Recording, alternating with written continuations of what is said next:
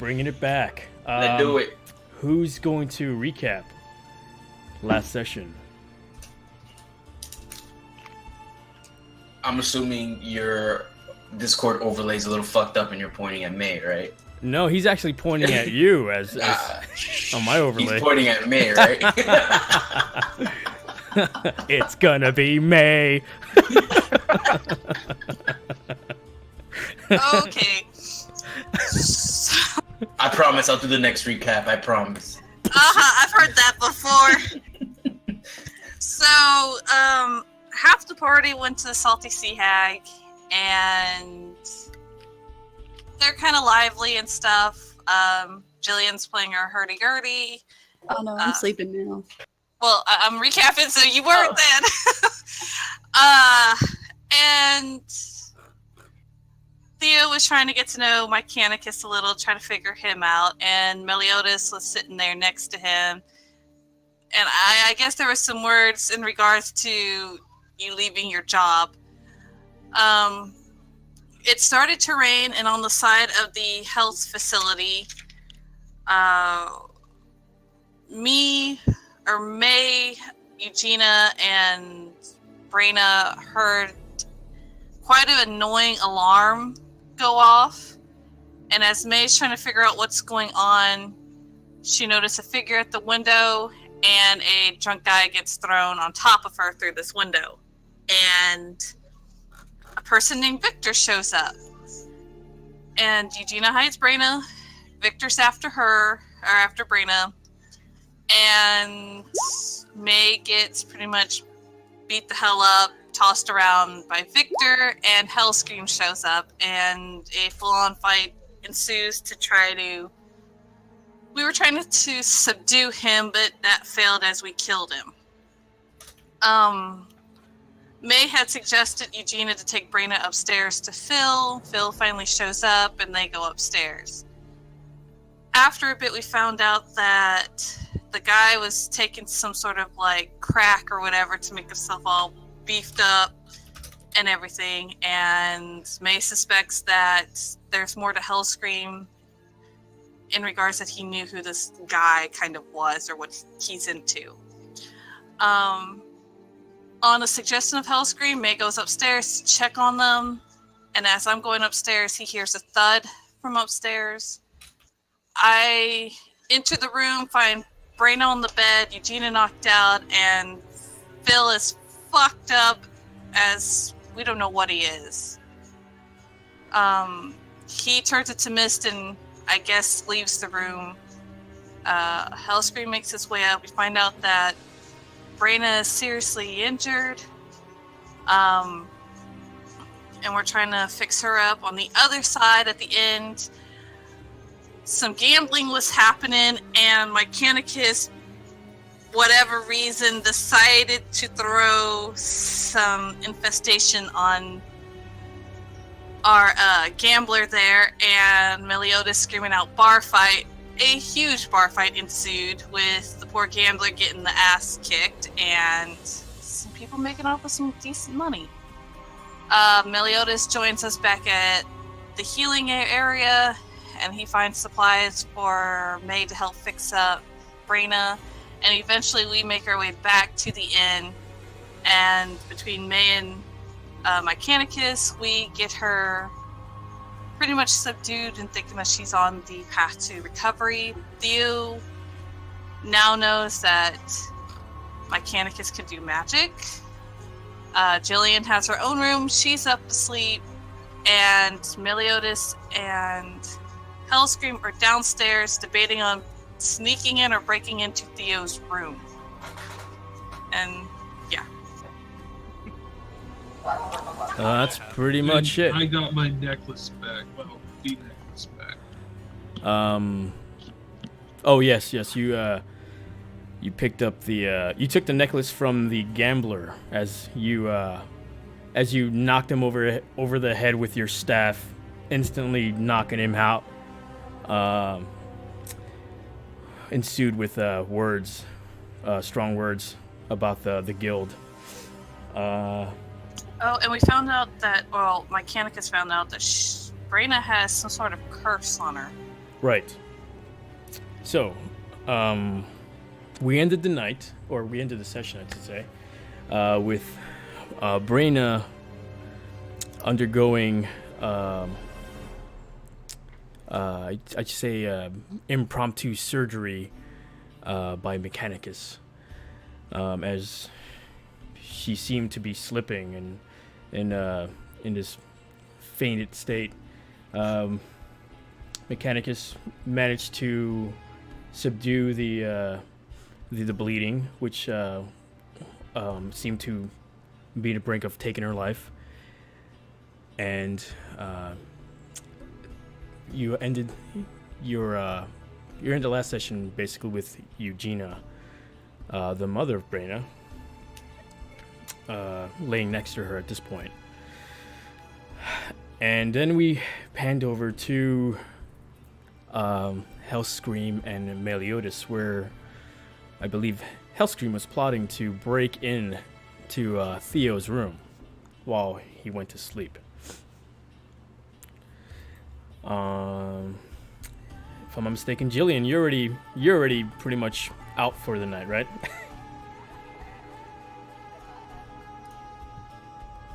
Yes. All right, just want to make sure. Okay, and I'm going to take it back to the room where Brayna and Eugenia lay right now, as Mechanicus, May, I believe at this point you were tending to May's wound, as you have seemed to pretty much bring Brayna into a stable state at the and you see Eugenia right now lying next to her, seemingly hoping for the better.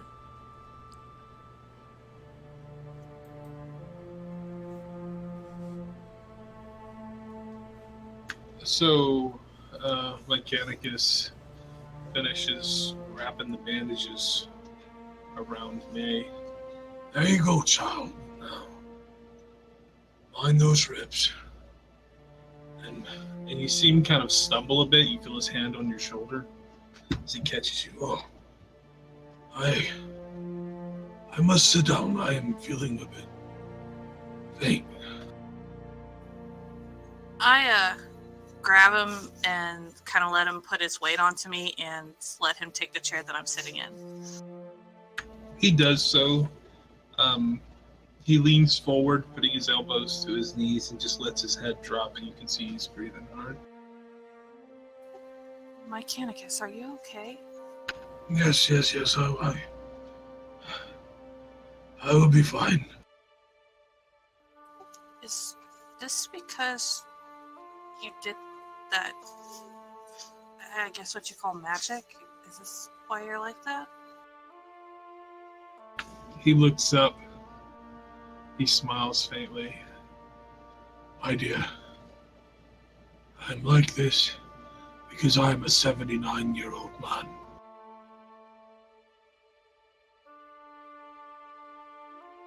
Well, just get some rest, and we'll try to figure this stuff out in the morning.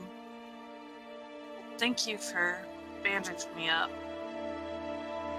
No thank you required. And then he stands up and begins gathering his things out of the room.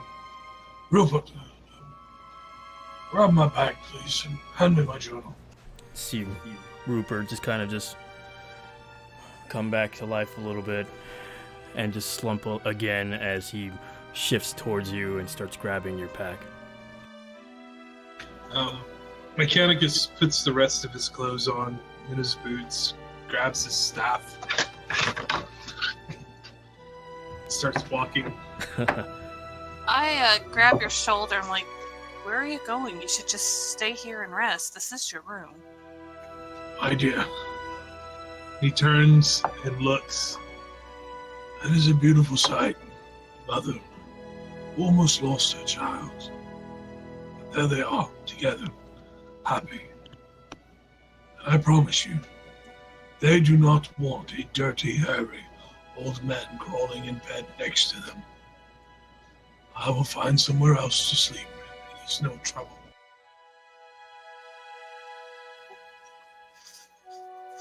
All right. Do you need some money? No, I am going to get a discount because I am going to perform an amazing feat of magic. Okay. Well, I'm gonna stay here and watch them till morning. Okay. Are you foregoing resting for the night, or are you just gonna sleep I'm- next to them? Going to actually set up and lay next to the door. Or is there a dresser that I could push towards the door? Yes. Yeah, there's at least 2 dressers, one tall, one short but long one. Yeah, I'm just gonna push one of the dressers over by the door, and then I'll probably lay next to them. Okay. Yeah, it's you just grab the one that's closest to it, which is the tall one. It's a little raggedy. As soon as you push it, you see it's like kind of swaying back and forth. You can tell it's a little raggedy, rickety, I should say.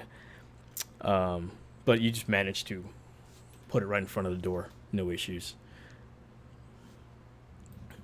Yeah, I'm gonna lay next to on the bed next to all of them. Okay.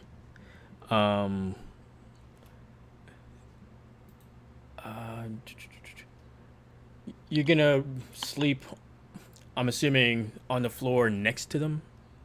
That's what we're gonna do? Yeah. I have a winter blanket. I'm just gonna lay out and lay on the Okay, floor. all right, that's fine. Yeah, it's like if you had a bedroll or something. Okay. So, Mechanicus, as you step out of the room, and through the overpath, and it's kind of in a balcony manner where you could look down into the main floor. You could see Meliodas and Hellscream engaging with Gazim, which is the barkeep, as they're there chit-chatting amongst each other. At this point, you could see the tavern at this state where most of the patrons have already left for today, and you have only a couple of stragglers there that you could only assume that are staying at the inn. Okay. Mechanicus reaches back. Rupert, hand me my backpack. Taking it from him, throwing it over his shoulder, taking his journal, putting it under his arm, holding his stick, and he slowly starts making his way down the stairs.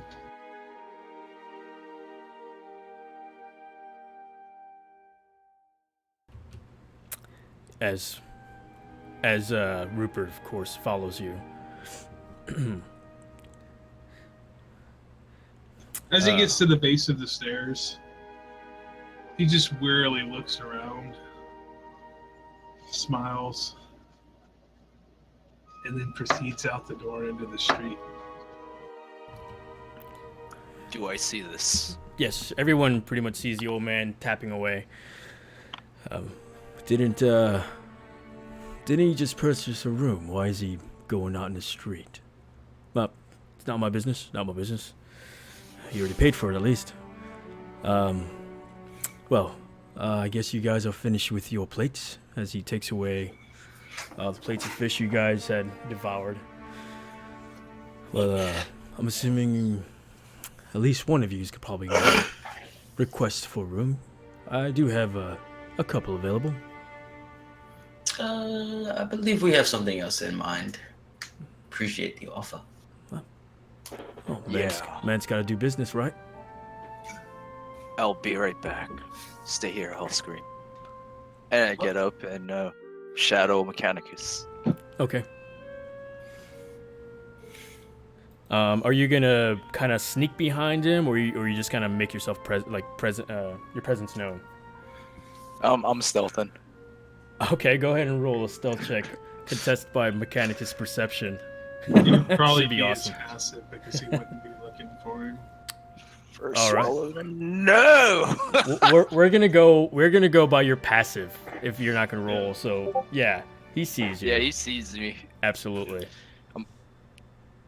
Mechanicus just stops, turns around. What are you doing, boy? Trying to be the best damn rogue I can be. Apparently that's not working out. Might as well accompany you on a walk. That is fine.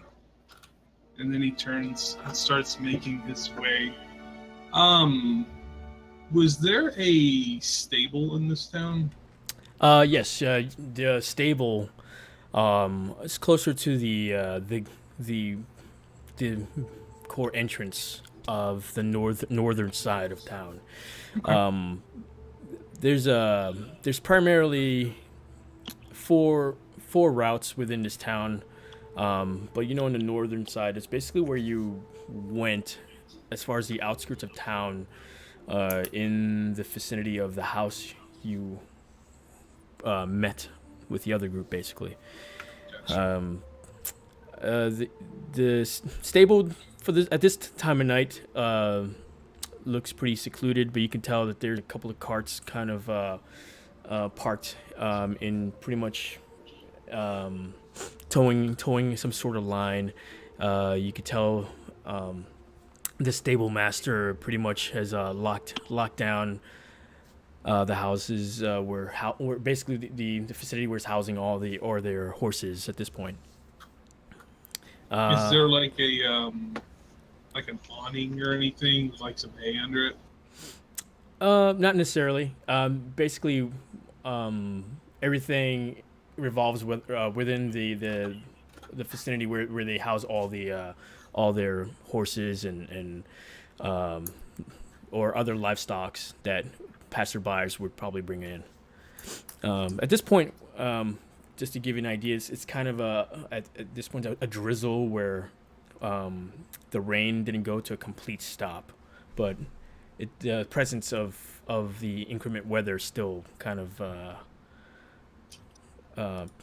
still present, I should say.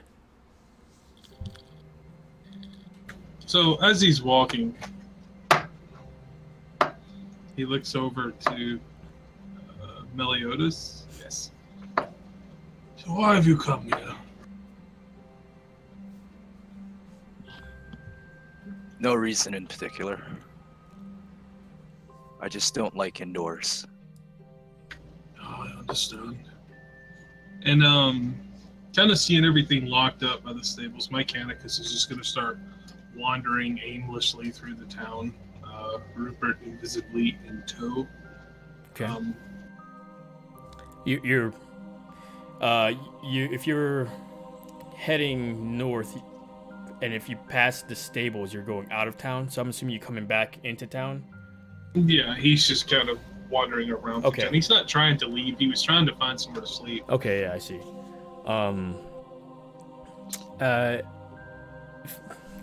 I'd say the most encouraging area is when you were in the outskirts, or the pretty much the northern entrance of town, by the stable, as you see some of the farmland areas that might house some barns and areas where they keep some of their machinery, I should say, as very crude machinery for farming and harvesting purposes. They're definite visible areas, I would say, that you can see. So he turns and starts walking back into town. And then all of a sudden, he stops and then 180s and starts walking back out of town. He just keeps following.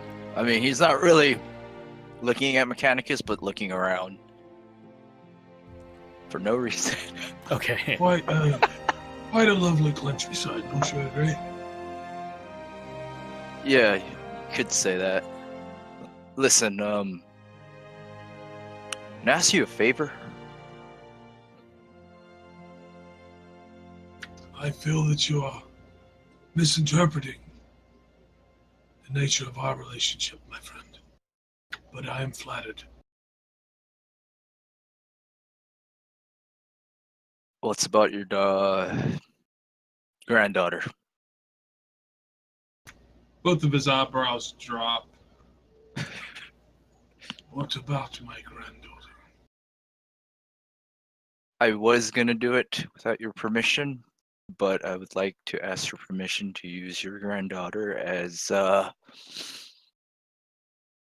decoy, bait, preferably caged. Whoa.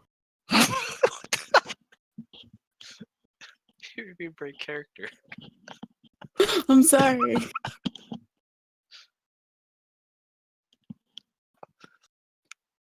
And this is your plan. He thinks about it. He thinks about blaming Theo and Hellscream, and he goes, "Yeah, all me." I can see why your friend is the leader. The answer is no. And he just keeps walking. He shrugs and he goes, "Well, I tried," and continues following Mechanicus around. Yeah, Mechanicus is gonna make his way to one of the outskirt houses that looks like it has like a big barn with hay, and then he's gonna go up and knock on the door. What are you up to? You said you're gonna go and knock on their door? Yeah, knock on the people's door. Okay. So the first one you run into, luckily it's not the old crazier person you met with the from the chicken roost that you had passed by earlier. It's a different one at this point. You knock on the door. You see the glow of light emit from within from the window. You can see it getting stronger as you hear the footsteps getting close. And it's a gentle open, and you see a middle-aged woman. May I help you? Why Yes, are you I- bothered this hour? I do apologize for the rude interruption of your evenings. But might you have a barn that an old man might be able to rest his bones for the evening? Make a persuasion check. Can I help? Oh, you're there with him. grandpa. Yeah. Okay, I'm just okay, like yeah. standing in the Yeah. background. You're just behind him. What would you say, Meliodas, to pretty much help? I'm looking for a barn too.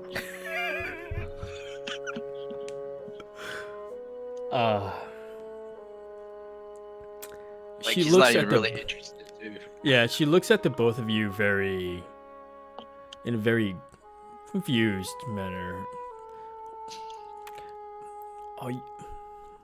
Are you two together? It's like two different peas in different pots. Hey. Hey, lady, I don't go around judging your lifestyle. All right.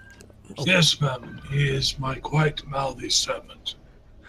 And unfortunately, we are down on our luck, and I have a bad habit of gambling, and I've lost all of our money, and we can no longer afford to stay in the inn, to my shame and dismay.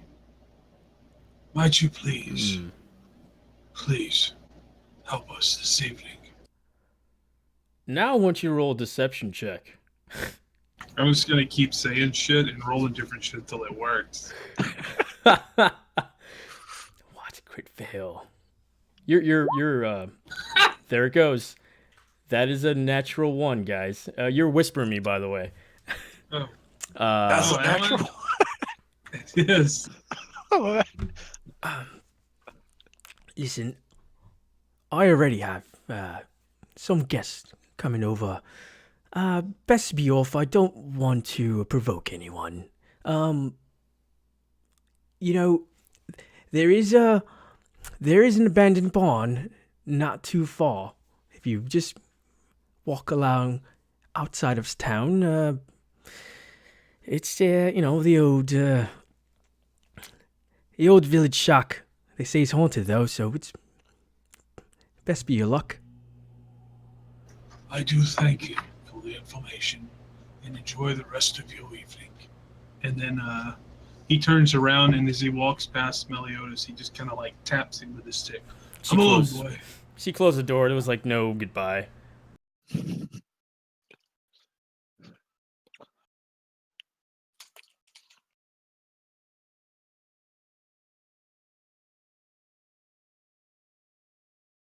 Just like a quiet walk over there. Yeah, he's just walking, like not really saying much, kind of looking around, not really paying attention to Meliodas. Hellscream.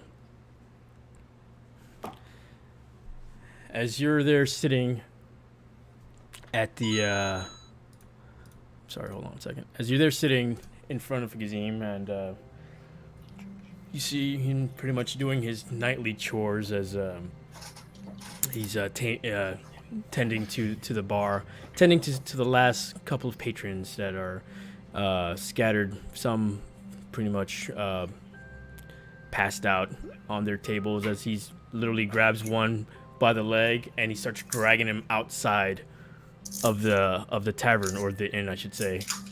And you see him just kind of muttering to himself, bloody drunks.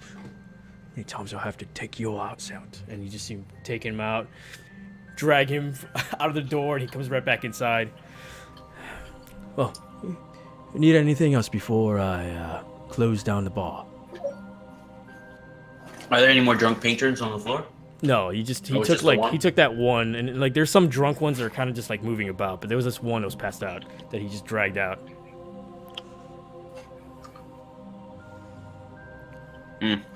I think I'm good for the night, unless you have a spare room key for room number 5.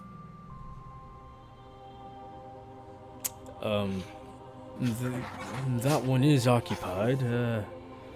Is that one of your mates? Yeah, that's a buddy of mine. He's probably sleeping. I just don't want to wake him. I do have the master key. How about I let you in? Appreciate that. As he goes underneath, behind the bar counter, see him open a drawer, unlock something with one key, then he pulls out another ring of keys, and then he starts leading you up to the stairs. All right. I just don't want no funny business, right? Oh, no funny business. I just need a place. I told him I'd sleep in his room earlier today. It's just he went on ahead without me. All right. Just don't. Yeah, starts shifting through the keys, like just going through each one on the ring. Finds the right one. That's it. Puts it in, starts unlocking. Best be off. You have a good night. You have a good night yourself, sir. It leaves you to it. As you open the door, I'm assuming in a very as gingerly, quiet, as gingerly quiet as manner. I can be. Every little small movement of muscle just feels like that's making so much more noise than it normally would. As you open a door, you see Theo just kind of laying there, face down. There's like a book on his hand. He's there drooling on the pillow. You see the lantern still on, as if he passed out without even worrying about turning it off.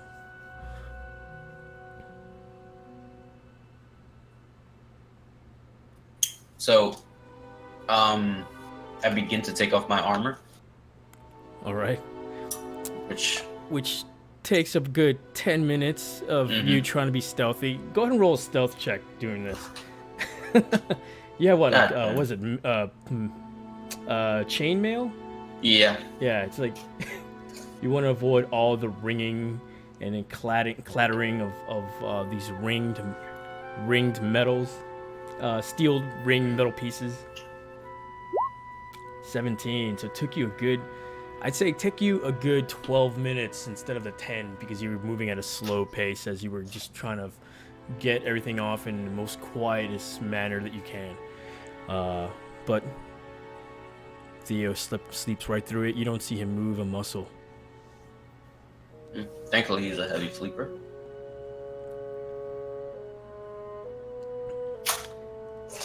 As As that goes about, I just turn off the lantern and get ready for bed. all right, I'm assuming you procure Bedroll. your own Yeah. bedrolls and okay. So as you prepare for your own rest for the night and think about the next day, what will come as you turn down the lantern until it's fully dark in the room, and you hear a little snore coming from Theo as he's in his deep REM at this point.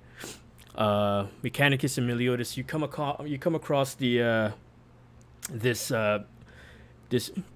shady looking shack that looks like it's hanging by just its own small splinters at this point.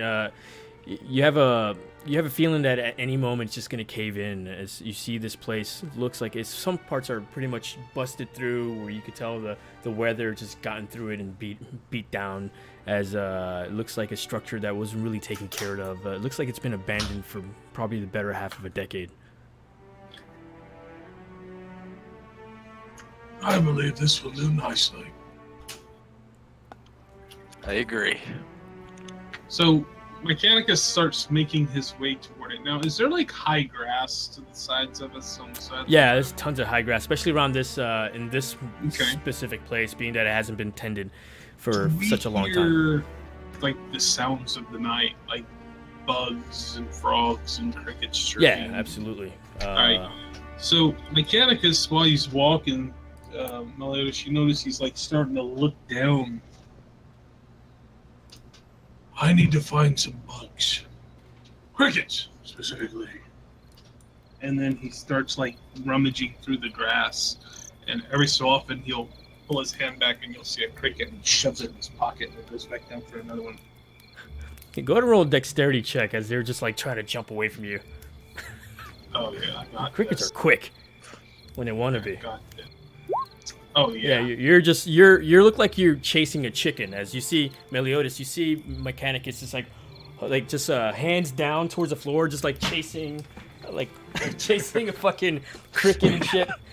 Like he's like, oh, got you. Oh, and he just like looks at his hands and there's nothing there.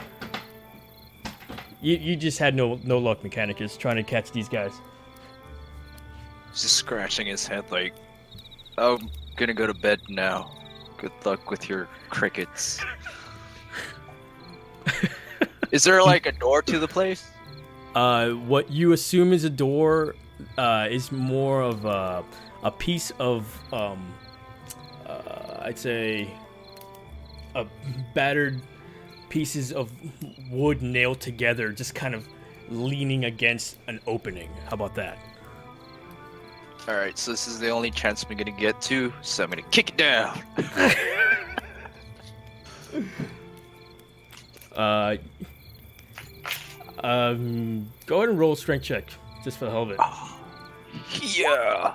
Oh, that's a save. Yeah, as you kick it, and the door just kind of caves in, and it just goes as it falls forward after you hit it, like falls towards you, and then you see like all these little flies and moth creatures, little critters just kind of fly everywhere. You see some like mice just kind of scatter as the door just slams down.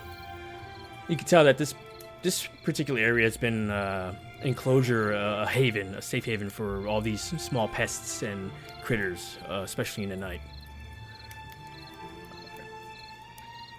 He's gonna step in, stretch out, and look back to Mechanicus. You think the lady was telling the truth, that this place is haunted?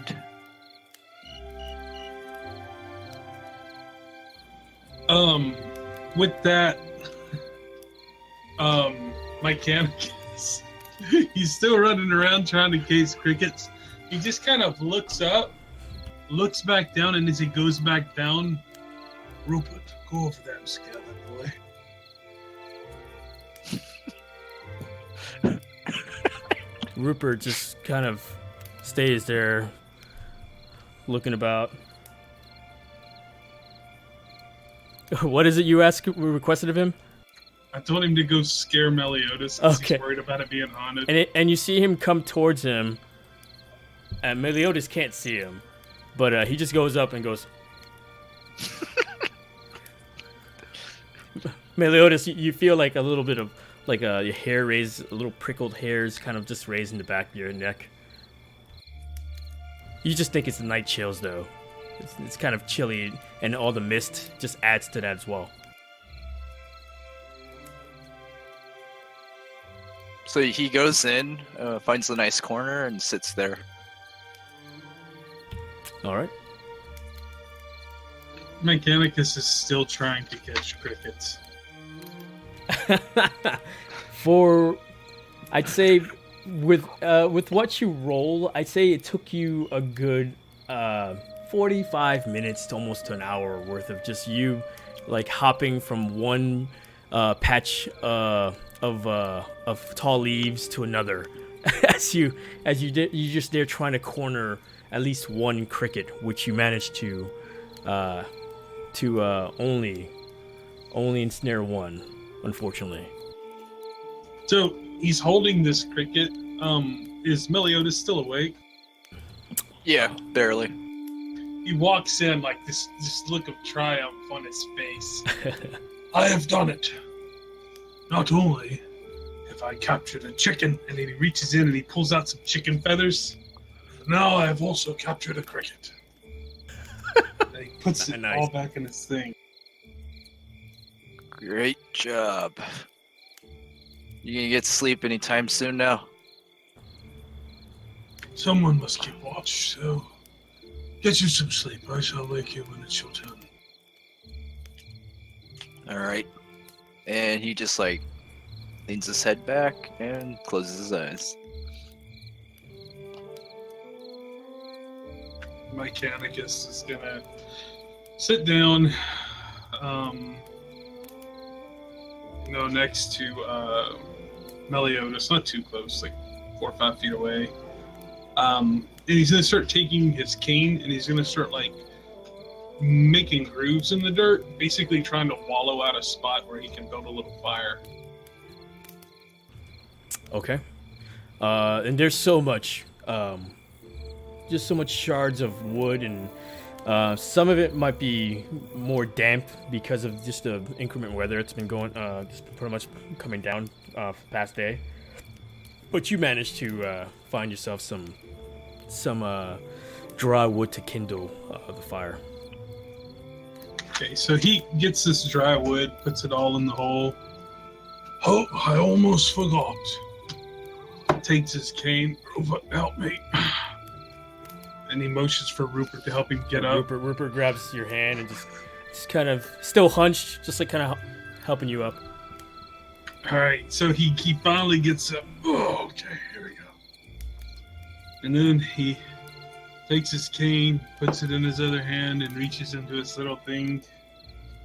Meliodas, from your sleep, you hear ding, ding, ding, ding, ding, ding, as he starts walking outside, and he's waving this little piece of silver string, or silver, whatever it is, and shaking a silver bell. Ding, ding, ding, ding, ding. And he starts walking a really slow circle around the barn. What is it with this guy? I thought Theo was worse. And I'm gonna make it so I can hear it. Okay. You're casting something. Yes. Same thing I cast. Okay. Last. Alarm. Yes. Here, I'll Okay. look All right. So you're doing it as a ritual, I'm assuming. Yes. Okay. Yeah. So you're just pretty much you're walking around. 10 minutes of me. Yeah. 10 minutes of this old fart just kind of just like looking about, and he just starts going on and on with his little tiny bell.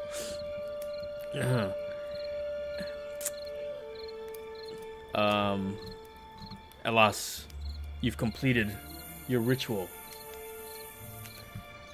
He, having completed, he'll go back inside, feeling content. And basically, it's set up so that if anybody breaks it, except for me, Mm-hmm.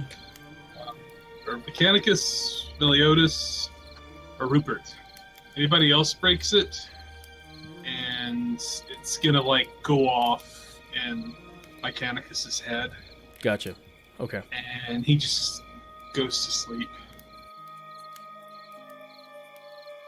As you conduct your ritual and look at the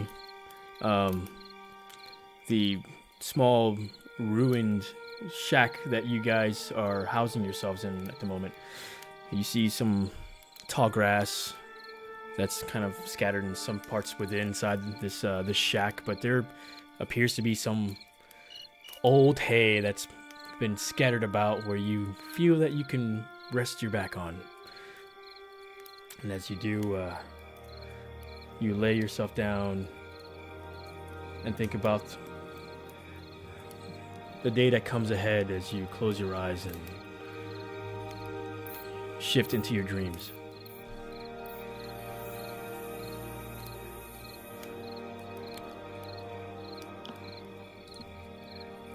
The morning comes.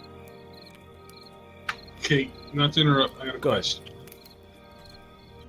Long rest. It's You a week. said, Yes. yes, there's a different rule though. There's Oh, different there's- rules for it. Okay, so I'm gonna clarify that. Okay, so long rests. Long rest is an extended period of downtime, and you can achieve long rest if you haven't been in let's say a strenuous environment, strenuous activities. So for instance, if you went 7 days straight in the wilderness and not doing anything crazy and strenuous, like let's say battle, for instance, you would end up getting the benefits for a long rest. But it'll take you 7 days straight of pretty much avoiding strenuous stuff, basically. If you are in town, this happens naturally, and depending where you go, for instance, there's certain inns have better quality service. So, depending on the inns you go to, you can decrease the amount of time you spent in order for you to benefit from the long rest. So, for instance, instead of 7 days, you can probably get it in 4 days. You can probably get it in 3 days, perhaps, depending on how established and how high the quality of this said establishment would be. So it really all depends. Depends how much you want to spend, of course. Now, when you're on the long rest, you get this grace period. This grace period basically means that you will stay in the long rest as long as you don't continue to do anything strenuous. If you do something strenuous, what would happen is you would just push it back 1 day, and then you have to wait 1 day to benefit from long rest again. This only happens when you're inside a protected environment, village, town, city. So I would have a short rest then, since I fought Victor. You would have a short. You wouldn't benefit from the long rest, basically. Do I get a long rest? I'd say because you're not in the elements yet, you still would, because you haven't really gone in combat. Like that's part of it too. Like once you're in combat, you're kind of doing something He strenuous. clocked the dude in the head. That this was out of like initiative and like nothing that really hints for combat. That was more RP for anything else, if you want to say that. Because he would have probably knocked him out regardless. All right, The guy was getting fucked up already. there we go. So you see him. Okay, yeah, you got it. But yeah, so I'd say at this point, Hellscream and May, you guys will be you guys are 1 day out of the grace period now of the long rest. On the short rest, just want to make sure, do I have to roll for my hit points, Yes. or do I get them back? Okay. You would roll for your hit points. You can roll as many hit points as you want, hit die as you want. and every long rest you get, once you get the long rest, you get it back. You get half or to full? I can't remember. I'll figure it out again. But it's generally around that area. Damn, I didn't use that rule in a while. Yeah, I did that because I wanted It's to be full. a little more. Yeah, a little more. Long rest gives all of your short rests back. Okay, Or that's all what I of thought. your All your hit points. Okay, yeah. Just want to make sure.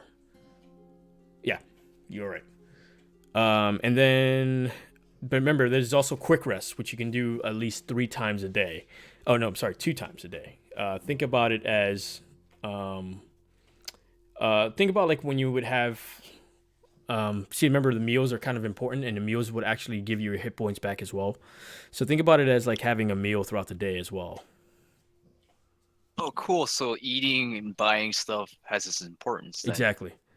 Yes. That's why cooking is important. It's in the rules. You can cook your meal within your short rest, and you can actually get your, you can get 1 hit die back on a quick rest if you have a successful meal.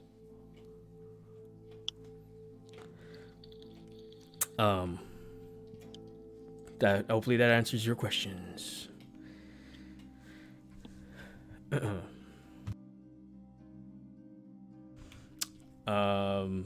So, coming back. Morning comes, and let me get rid of that music. That's not that great.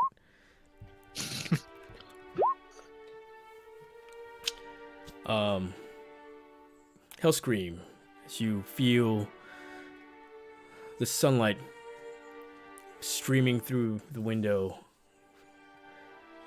start coming upon your face as the bright day greets you. You open your eyes and Theo's gone.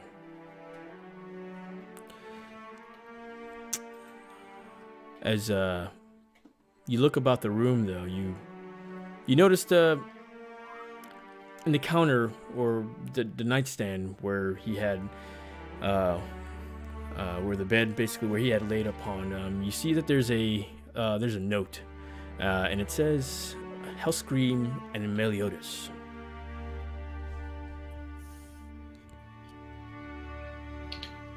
Did he Obviously, abandon I'm gonna us? keep reading it. Did Daddy abandon us? No. You gonna pick it up and read it, you said? Damn right. All right. So as you pick it up and read it, this is what it says. To Mel and Hel, sorry to have left you both without much notice this morning. I woke up earlier than usual to do my morning Suina routine. Then I looked at my trusty pocket watch and noticed it was not working.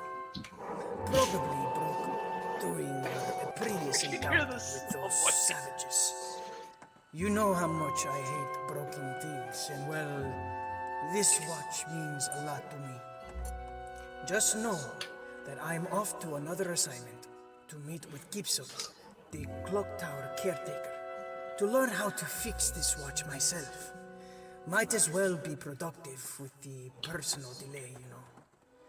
I'd like to take this moment to say how proud I am of your continued improvement in working together to accomplish our goals. I am honored to fight by your side. Although, as always, there is still room for improvement. Meliodas? As agreed, I am imparting your shares with some adjustments. For you both, I have set aside 14 gold each. The leftover 8 gold I would like to offer to May for assisting Hellscream very valiantly in protecting Brianna and subduing that heinous foe. You see, Ain Mahanis Tomaras Kael. It seems that I have just become aware that the coin purse we brought it to us has gone missing. I swear to you, this must have been stolen. Perhaps it's the mist of that unfortunate tavern scuffle. It may have gotten lost. How long have we been in Homestead with no such issue, This is a great offense to me and to us, for which I vow to get to the bottom of. That I will make certain. I have my ways. Well, I would have hoped to have left you both with better tidings, but it seems our guard must never go unwavered. Saluting you both, Theo Darshan. Okay, that was awesome. Yeah, it's Yeah. Wow, dude. I'll And, make him proud. Did And, you record that? No, he did and sent it to me, and then I edited it. So, Oh. just want to make a correction. He did say gold, and that's supposed to be silver. No, he meant gold. He didn't have gold to give, so even if he did meant it, there was no gold. So we don't get that silver because Yeah, it's missing. unforeseen consequences. Right. He just noticed it's missing. Alright. So is he just gonna be gone this game, or is he gonna be gone a few games? No, he's just out for today because he had plans way ahead of time. He had something planned. Who makes plans on Friday? Hey, he's an actor. I think he has a gig. So Oh, moving on. that's nice. As the morning come and everyone in the tavern at least get the waft, the smell of the invitation of breakfast. May, as you wake up and you can see Eugenia and Brena still lay on the bed. As you see Brena kind of move a little bit and shifting, just kind of giving you the reassurance that perhaps she came through the worst part of it. And Jillian, as you wake up and you can smell the morning bacon, it's inviting you down to the tavern floor. Of course, Hellscream smells this as well, so the invitation of food. Mechanicus and Meliodas, you are woken by an abrupt noise of clattering, as you can hear these what sounds like a cavalry of horsemen passing through, perhaps on the road.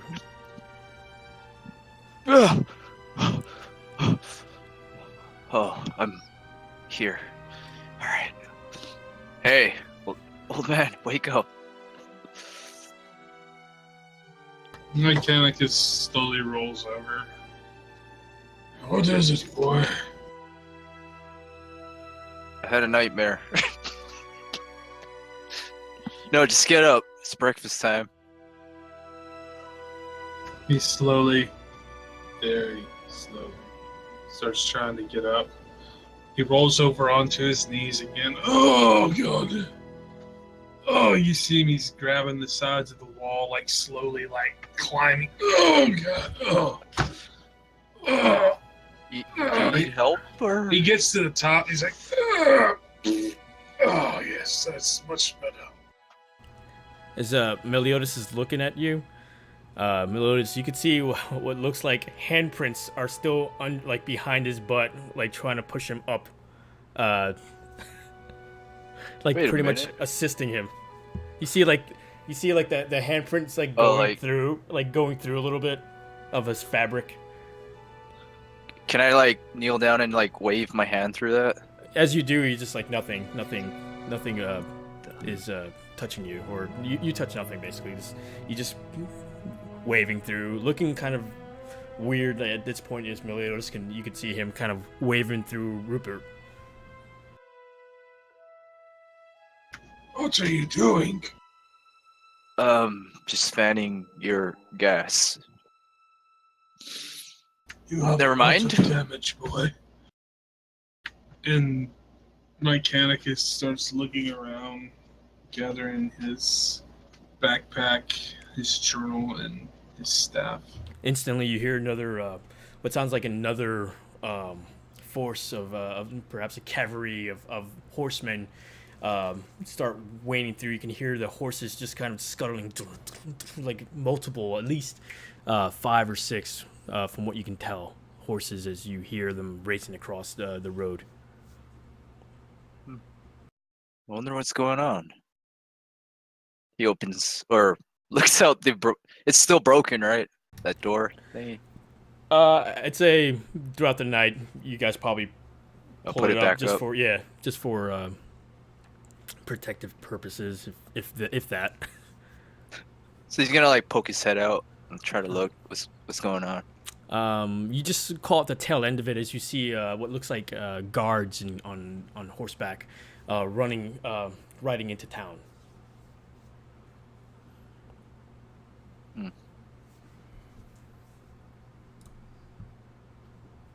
So you want some breakfast? Did Mechanicus see that? Not if you were against the door, but you could definitely hear what's going on. You're just not sure what exactly you're seeing. What is it that you saw? I saw a bunch of guards going into town. Does Mechanicus know if there are guards looking for him? Not that you're aware of.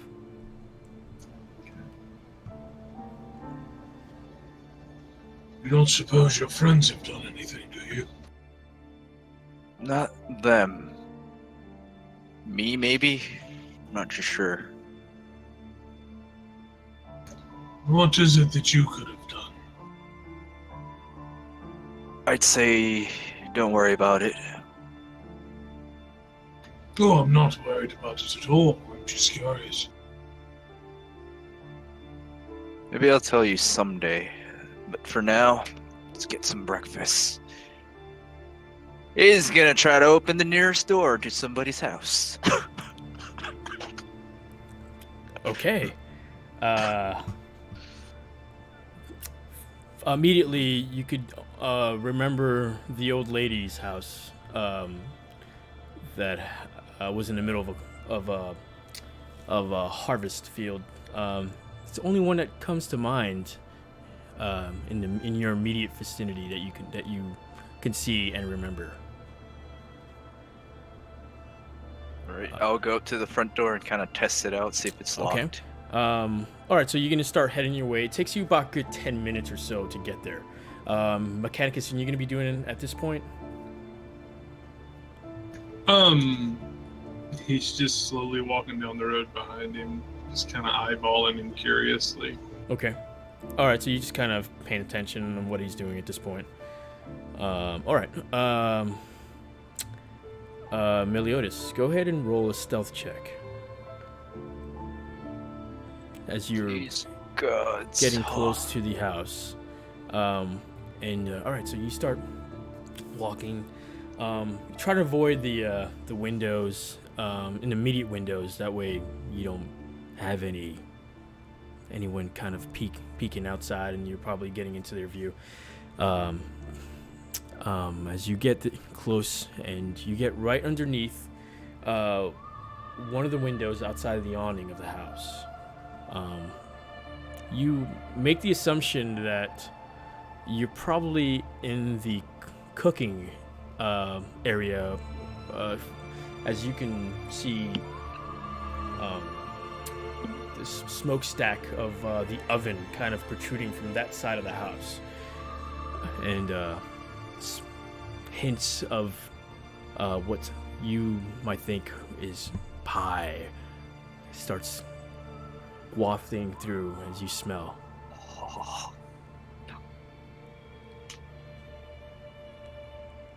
So I'm right below the awning, you said? You're against the you're against the the siding of the house, underneath a window. Okay. So I'm gonna creep up and look inside to just confirm my Okay, go ahead and roll perception. suspicions. Wow. Yes. So a 21. As you peek over, and you can see pie, pretty much the full pie. Looks like it just been pulled out of the oven. You could see right next to it a couple of fruits. There's like an apple. There's a bowl full of grapes, and you can see in the far corner the middle-aged lady. She's there, kind of fixing up what looks like it could be morning breakfast, as she's there cooking on a stove, and you can see her with a spatula, kind of just going through a frying pan at this point. She takes no notice of you. The window is slightly jarred open. It's about a good 4 inches. All right. So can I open it slowly? And I'm gonna take the pie. Okay. Go ahead and roll. While he's doing that, Sleight of hand. Go ahead. while he's doing that, on the front door. Does that count as advantage? That is advantage. Yes. As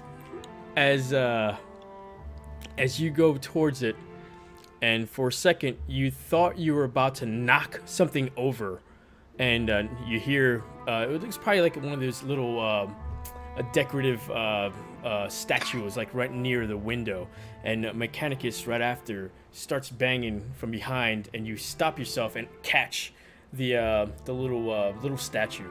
Looks like it's probably a statue of Urzra, one of the pantheons of the Hand of Salil, basically, of the 5 pantheons.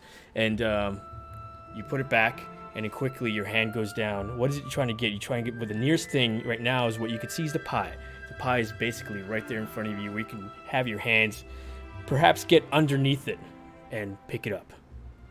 I'm going for the pie. All right. Make a Constitution check, because it is hot. God, I don't have gloves. No. As you're doing so, you hear the lady with a high-pitched voice. Bothering me at this hour. As you see, she's like unwrapping the apron that she has on top of her. She throws it down like next to the frying pan as she removes it from the stove, and she's heading towards the door. Constitution 5, as you grabbed it and immediately drop the pie. As you do so, the pie's so hot still that it hasn't really settled in, and parts of the fruit within, as you can see, what looks like apple, starts flowing out of it from just the immediate drop. Damn. Still As Mechanicus, you see the lady open the door. As she's opening the door, Mechanicus is pulling this chain with an emblem out from inside of his shirt. Now, why the bother so early? Excuse me, ma'am, but I do apologize about the intrusion last night, but He reaches in his pocket and pulls out the copper chain and emblem that matches his bronze one. I don't suppose you would know the owner of this now, would you? Well, from the stave, it looks like it's something that could probably belong to you. How am I supposed to know who it belongs to? You're from this area. I'm not. I am from the Guild of Letters, and I'm trying to return this to one of our members. Why someone from the Guild of Letters bother me in such early morning? Well, obviously, ma'am, it's to try to find out who this belongs to. Perhaps you might want to go into town. You know, there's a lot of all sorts of crazy riffraffs that goes through town, perhaps in the inn. You might have better luck there. Unfortunately, I will tend to my breakfast. Good day, sir. And she closed the door. Mechanicus kind of mumbles to himself. What I'm seeing is a lot of crazy riffraff folks outside of this town, too. He turns around and starts walking back toward the road. At this point, when you dropped it, you feel like you're probably closer to the apple at this point, Meliodas. Can I grab the whole bowl? The bowl of like grapes. I'd say that's the furthest thing you could see. The That's apple the was the furthest closest thing? thing. Yeah, the apple was a closer thing. How many apples? Just one? It was just one apple. You probably figure that as you see the pie split open a little bit, you probably feel like she probably used the rest of her apples that she had within it. All right, so I'm gonna grab the apple. All right. And in spite, is there like a kind of any instruments nearby that I could stab the apple pie? No, there was nothing there. Yeah, I was like, oh, you can't have it. It looked like she was setting it up, like she was gonna have like her own morning banquet. All right, so I'll grab the apple and try again later. All right. Back to the tavern. Hellscream. As your attention is torn as you smell the morning breakfast as it kind of seeps through your environment. The same follows as for Jillian.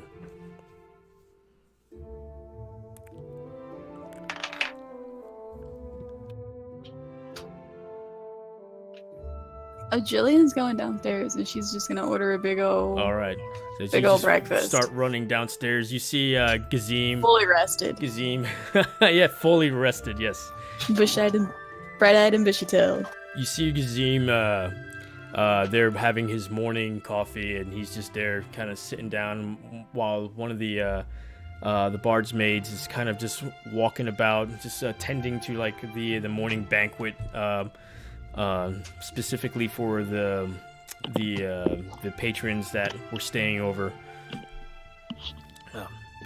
As he sees you, it's like, hey, it's all in the house. I forgot to mention that we actually do house bed and breakfast, so eat up. Oh, she's excited. She's just like all over the place, just grabbing food. All right. And what the rest of you good? After reading that note, I'm kind of like filled with anger, knowing that I didn't get my pay cut. Right. So the thing on my mind is to find Meliodas. Okay. And so, but I'm gonna go downstairs and grab some breakfast first. All right. Food conquers all.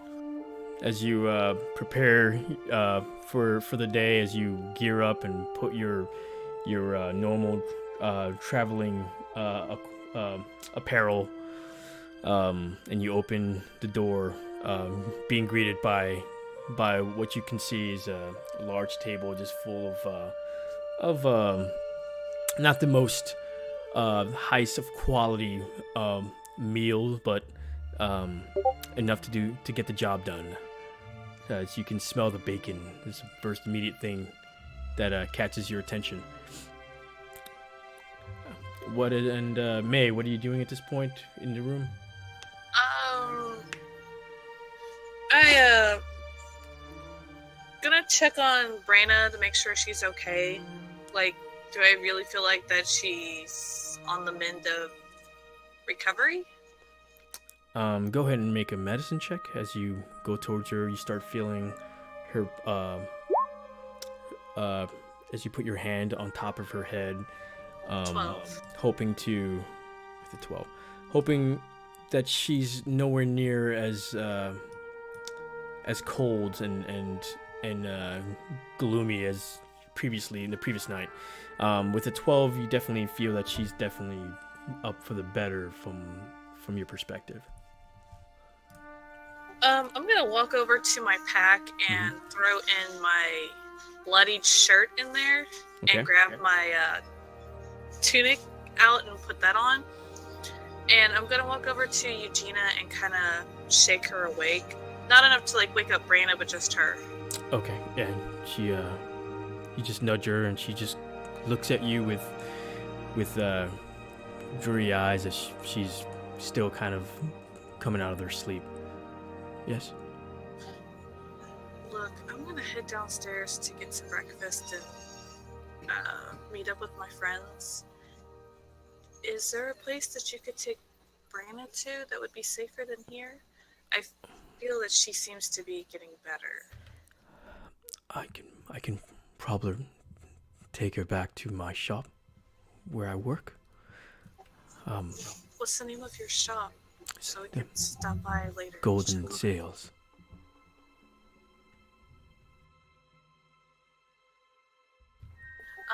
If you want, I had pushed, and I just kind of show her the dressers over at the door. I'm gonna move them over so I can leave.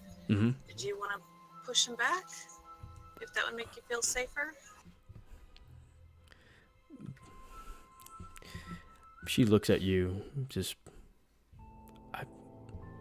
I feel that we've perhaps managed to escape the worst of it. I do appreciate your concern. If you'd like, would you like us to escort you back to your shop with Brina? Because Bill, we haven't found him, and he might still be after her. Give me about an hour until she wakes. I'll be downstairs.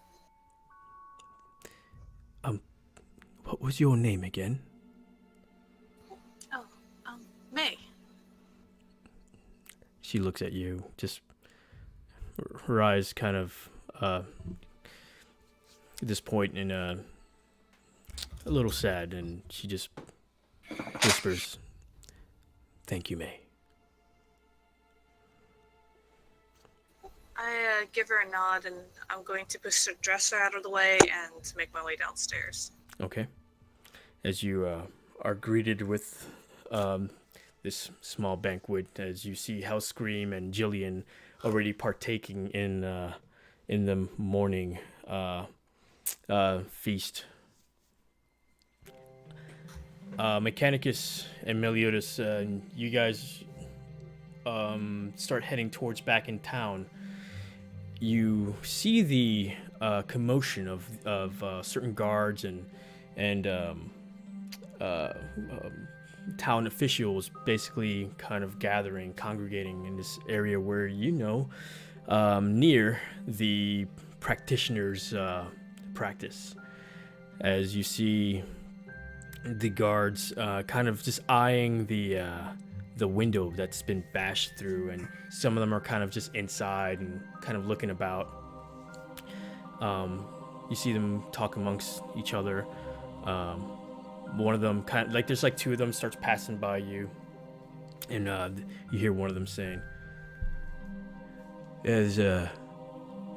he says something about glowing eyes. That must have been drinking that one. Nah, says he was going north. Hemslock Road. And just kept passing by. The other one, you hear another one kind of talking about the drunkard that usually kind of vandalizes places, and he's like, yeah, it was definitely Thomas. He's always vandalizing places after he's gotten one too many. Mechanicus is going to slowly approach that guard. Excuse me, sir. Excuse me. Sid looks at you. He's going to hold up this copper necklace. I am trying to find one of our members here. Unfortunately, he has lost us. I am Mechanicus Vandermont, a keeper of knowledge in the Guild of Letters, and might you know who this belongs to? You said Guild of Letters? Yes, sir. Okay, there is one mate that I believe used to be part of a guild. Can't remember his name, as he's kind of tapping the other guy. Hey, what's the name of that bloke that goes around and tutors? I can't recall. Was it something like Doran? I can't remember. Might you know where he lives? Nope. Better luck probably get inside the tavern. There's always folks coming in and out. Might have better luck there. I appreciate your assistance. You are doing a fine job. And then he turns around and starts making his way toward the tavern. Okay. As you head towards the tavern, you see some of the guards go inside the tavern. It's like not too far. It's probably a good I'd say 60, 70 feet maybe from the practice. May, Hellscream, and Jillian. You see the guard come in, and you start conversing with Kazim, the barkeep. And barkeep just kind of looks about, and then he looks towards you, Hellscream, and he's kind of just. He looks at May, and he starts talking to the guards, and the guards kind of look at you guys. Oh shit. The guard kind of looks back at two of his mates, and they slowly, all three of them slowly kind of walk towards you, towards the table where you guys are eating. And you see the first one kind of steps, just kind of hovering above you. Hey, well, a friend over here says you know what's been going on across. You see, practitioner's he's not available. He's missing, and it looks like it's been vandalized. And it seems that there's blood, so might be foul play. You have any say on that? As he looks at both Hellscream. At this point, he's looking at Hellscream like this. The one behind him is actually looking at you, and he's just like looking like really demeanor, like he doesn't like the way you look, kind of face, and he's like holding onto his spear, as he's like tightly holding his shield with it too. That's Hellscream. Yeah, I was about to say that's racist too, but Hellscream is staring right back into him, like right into his soul. Yeah, he's just deadlock eyes looking at you. So this is me and May, right? Yeah. Jillian, you're just kind of just like sitting there like, oh shit. I kind of like nudge May so she can do the talking. It's just my accent, I guess. Okay. Considering you're practitioner, we did stop by there last night. In regards to the, well, let's just say from the town over, we heard about the missing girls, so we came to help.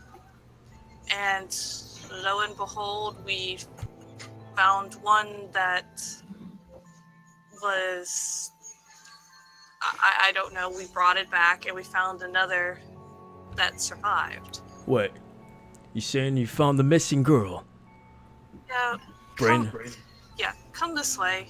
And like I just kind of have my hands up, like no harm or anything. She's upstairs with her mother. He kind of looks back at his guard, at the other two guards. So yeah, I'm gonna go see what she's on rambling about. And he starts following you as you see the two guards now kind of just like hovering, just looking at you, Hellscream. And he's just kind of following you up the stairs into the room. I open the door. Okay.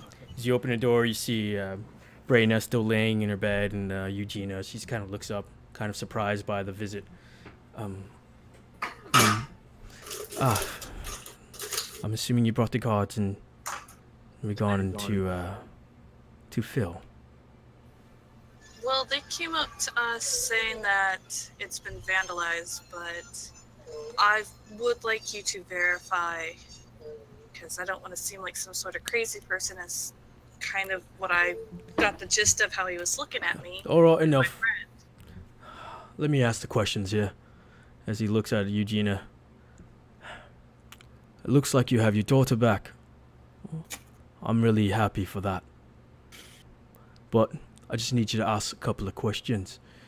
Say, Phil's practice is down to shambles. Perhaps you can enlighten me. And you see Eugenia just kind of look up. It's true what she says. We were attacked. And it looks like Phil's perhaps behind it all. Are you telling me that our practitioner we've had for more than 15 years was behind the missing girls? And Eugenia just looks at her, at him, and it appears so, unfortunately. And The guard kind of looks at you at this point, and then he kind of just about face and like goes down, and he starts talking to the guards again. As Hellscream, you see the main guys. You could assume it's like their superior, and you hear a little bit of chatter. You can hear one talking about, I'm not sure if we could let them leave the town. Want to make sure we investigate a little bit more, right? the two guards kind of look at you, but they kind of walk away afterwards. After that, and the main guard, like you would assume, would be the superior of the other two. He kind of looks down at you, Hellscream, and then look up at May. I'm assuming you're probably looking down from above. And then he says, all right. Assuming that the girl is back, there might be some sort of truth to that. But I'm going to probably request you guys not to leave town until we probably investigate a little further. And he just looks at you, Hellscream, especially you, mate. Jillian's gonna stand in front of Hellscream in like a defensive stance towards the guard. Hellscream is definitely taken back by it. He's gonna go downstairs, try to get a hold of the superior. She's gonna go up to him and is like, I don't know what Phil is, but you need to be careful. He's not normal. Not normal. What is he? Some sort of crackhead? Some sort of drugs? I mean, Well, we deal with many of those here. His friend was on drugs. The one that's probably laying dead in the practice. He threw in a drunk guy in, and he was chewing on something red. Like, he was hard to just try to subdue him. But Phil is something totally different. I don't know how to explain it.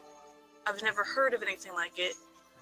But when I saw him over Brayna, his eyes were glowing, and then he disappeared and turned into mist. So unless you have some other explanation, I'm just warning you that if you do find Phil, be careful. He's not normal.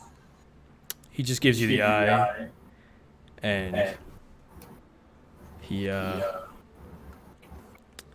just walks away.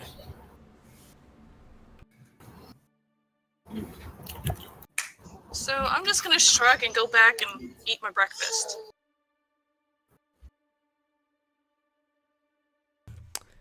All right. Hold on one second, guys.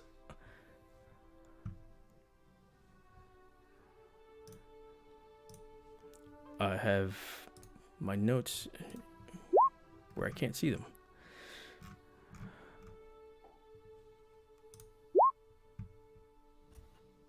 What time is it? 12 p.m. About to be 12 a.m. I'm okay, sorry. cool. Almost 11. Yeah, just about. We're just about break. Now that you're asking about it. We'll take 5 minutes, let you get your fucking feet gathered. Ray's on the phone. They need to adjust and... Oh yeah, you know what? Might as well. Okay, we can stop here for sure. I will. Everybody just take a quick 5. Yeah, 5 sounds good. Ray, get off the phone. Get off the phone! Ray!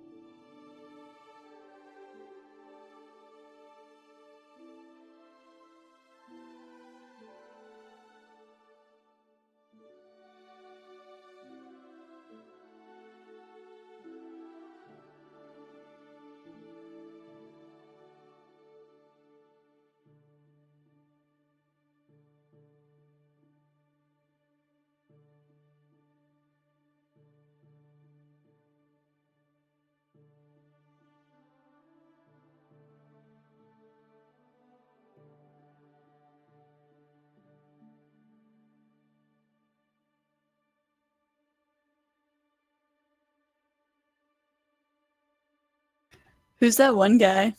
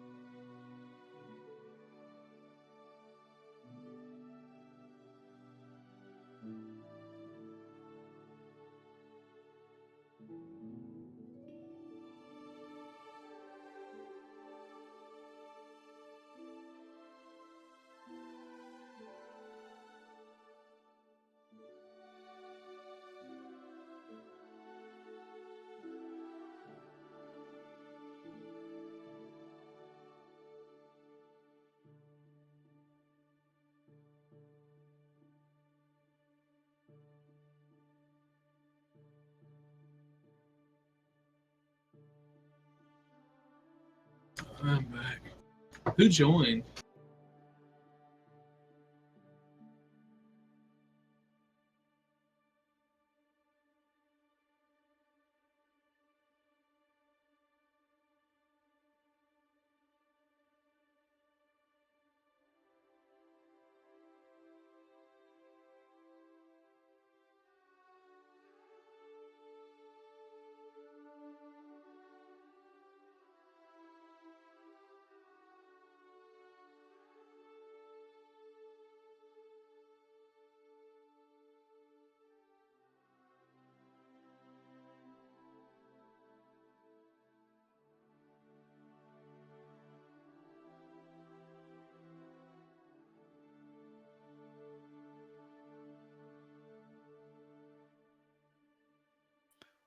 Sorry, I'm back. What did I miss?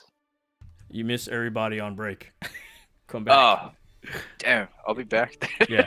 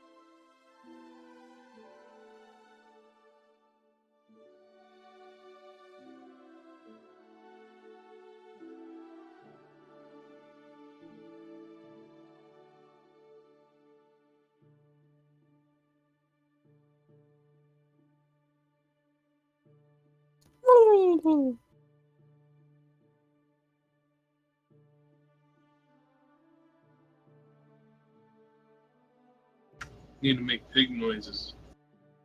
I'm a Murloc. Murloc.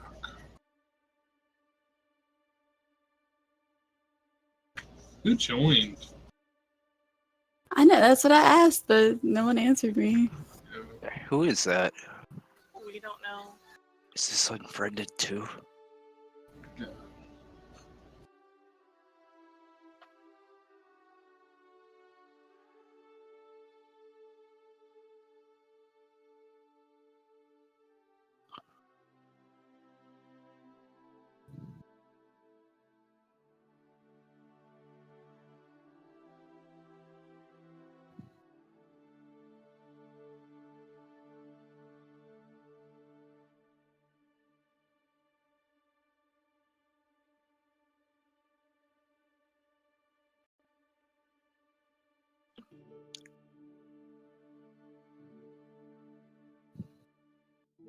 Did I miss anything story-wise?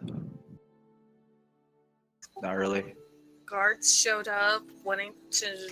They were investigating the Phyllis place, and then they came into the inn and was kind of staring us down until I dragged them to see Brayna and Eugenia to confirm our story.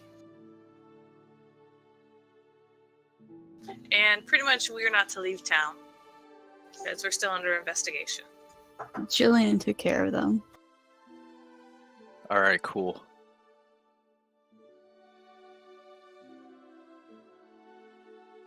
Why'd the guards have to show up? Because of this. I'm sorry.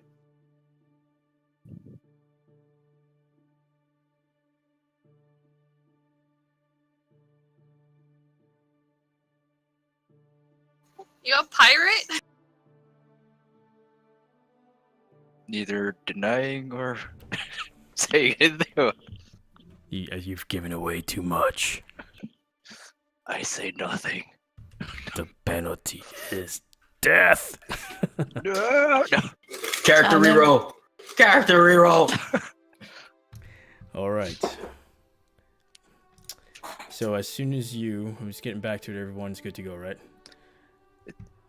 Can I ask one question first? Because Absolutely not. Go ahead. Who is that guy? Oh, I don't. No, that's a buddy of mine. He's thinking about like doing a whole D&D session. He wanted to drop in to see how our D&D session went. Yeah. Oh, okay, cool. He DMs forgot- like his own. I should have mentioned that before.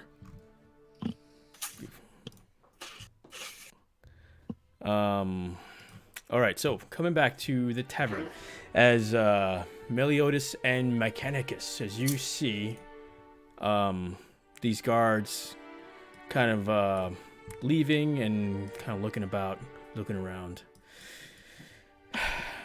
and you see them tend to the current situation that's bringing most of the attention right now in town, as you can see the practitioners practice in at least the front of it looking in shambles of and vandalized, as they kindly put it.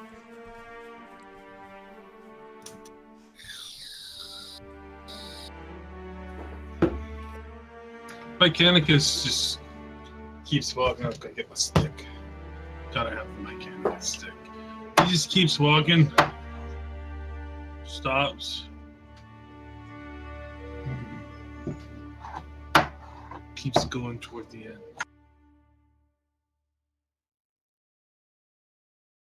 So the guards are like You're in front of the muted. shop? Sorry. Yeah, they're pretty much there. You see them. They're I'd say you could see maybe about 10 of them at this point. They're you see them conversing with each other. You can see excuse me, I'm here burping. It's the beer. You can see them conversing with perhaps can be someone of importance, as they are dressed in a noble garb, at least from what you can tell.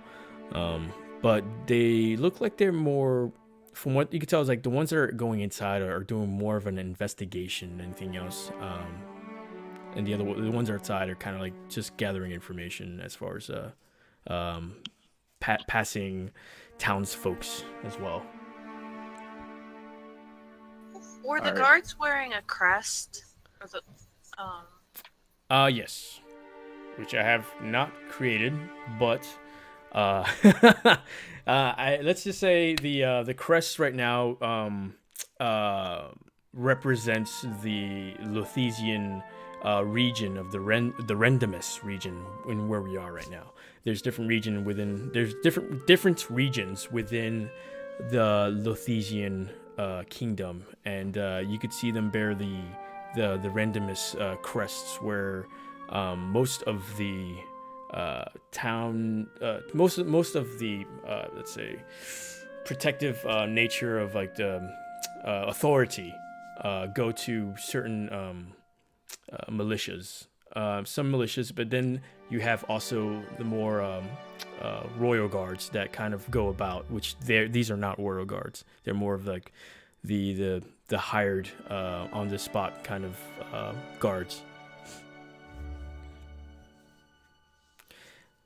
And Meliodas, you following Mechanicus? I wasn't sure. Yeah, I'm offering the apple that I stole to him. Okay, all right. So Mechanicus, you're offering him to Mechanicus, you're saying? Yeah. Okay, all right. How big is this apple? It's like a one of those God, like one of those Granny Smiths kind of apple. I can't remember the name of it. It's not too big. It's about the size of your fist. All right. Like a normal fist. Yeah. Mechanicus reaches and takes the apple. That is a very fine apple. Why don't you have a dagger I can use to cut it? Right here. Gives him a dagger. So he takes the dagger from him. He stops and he's got like his staff kind of like propped against his shoulder as he has the apple. He kind of get himself so much too. So he pulls the apple close and he kind of mutters to himself, kind of moves his hand a little bit, and then he reaches down, grabs some stuff, and then sprinkles a little bit of iron powder onto the apple. And in doing so, I'm going to cast Enlarge on the apple. All right. Where are you at this point? Close to the side of a building. I'm assuming he's in front of the inn. Like, all the guards are over here, and he's just kind of, like, doing this. Make a sleight of hand check to kind of avoid most attention, I should say. Am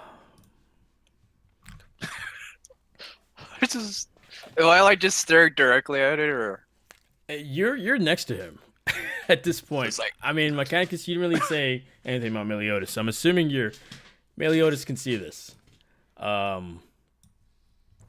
As you go towards the apple and sprinkle your little thing towards it, the apple just enlarges, and it almost enlarges to the point where it's just like, okay, when you're gonna stop, and it just keeps going, almost to the size of like a large pumpkin, where it gets so heavy that you almost drop it at this point. Make a strength check at this point. How did you? Holy. By some miracle. Ooh. Meliodas, you see this old man holding a giant apple. You see his back arching like he's about to break it, first of all. And struggling just a tad bit, but he's managing it. He's holding on to it. What are you doing with this apple right now, Mechanicus? Well, that did not work as planned. Where did you find this apple? I'm gonna insight him. Go ahead. It's not very great, but Well, Mechanicus, if you're gonna try to deceive him, please deception check. oh my god. Oh my god. What do you tell him? How do you convince him? Is this a magical dagger?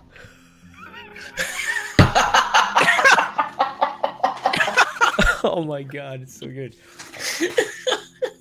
What have you given me? If you get caught with this dagger, they'll kill you.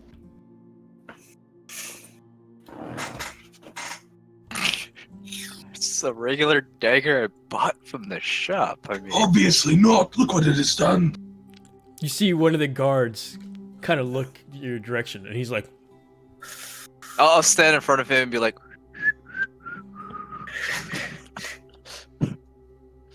"Hey, Yeah. I'm trying to take a piss here. You mind?" yeah. Oh yeah, sorry. Wait a minute. Hey, don't you vandalize this all that house. Don't worry about it. Have good aim.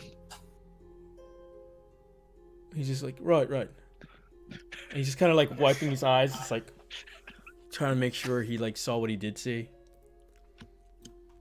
And then he just goes back and you see him like tap one of like the other guards like, "Oi, you ever seen apples about this big?" And they just kind of keep walking away.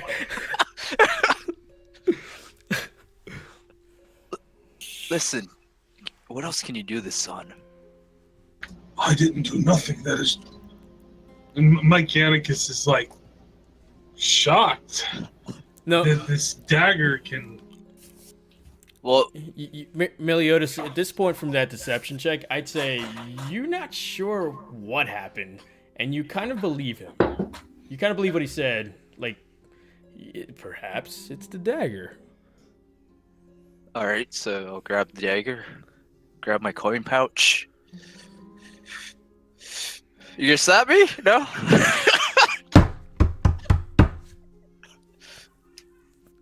And try to stab it. Grow, damn it, grow. You see him just take the dagger. Ugh. And the coins just start falling out. Ching, ching, ching. So you see like some of the silver pieces just fall out of this pouch. My friend, I do not believe it works that way. I have read that some magic only works once a day. So maybe you should try that again tomorrow. Right. And he kind of picks up his silver pieces and. Well, he can't patch his coin purse at the moment, so he's just gonna stuff it in his pocket. Okay. Back to the inn. Hellscream and Jillian, as you see the guards kind of head out, and Gazim, the barkeep, kind of comes to your the table. Hey, just want to give you a heads up. I have an establishment here that I'm trying to run, and I really don't know you guys, so forgive me for, just giving information as they asked. You've done nothing wrong. This is your town. And I've told them the truth. That child was one of the missing ones from your town. But, look, if I just want to make sure you guys don't start any trouble. I mean, really don't know you guys very well, and I already have guards coming in here, and the last thing I want is to, have As the he's talking, patrons. Hellscream like slams the table. The last thing I want is for my patrons to be pushed out of here because the guards are coming in. It doesn't look good for business, you see. And if it continues, I have every right to kick you out. Well, is there by chance another establishment in this town? There is. It's more expensive. Jillian just like slides him 5 more silvers. He kind of looks at you. And he just puts his hand on the table and just kind of just grabs it. Look, just keep yourselves out of trouble, yeah? Best appreciate that. And he just kind of walks away and tends to like his tavern duties. As he walks away, you see where the fuck is it? I just had it. You see a frazzled middle-aged I say half-hooded male enter the inn, followed by a shorter but wide-looking figure in a green hood. Like it's more like a hooded cloak, actually. You see the old man kind of walk with a limp, going around trying to get some of the patrons' attention as he's there. Kind of looks like he's conversing with some of the patrons, and you see the patrons kind of pay no mind as they kind of shoo him away and kind of just enjoying their meal or drinks. He's just kind of looking around, and then he looks over at portion of the table in your group, and he hastily heads over. He comes over, he sits in a discreet manner. He kind of pulls the rest of his hood back, and you see his really stern, but kind of a worried kind of look that he has. Don't mind the music because that's not happening right now. And hold on 1 second. Sorry, guys.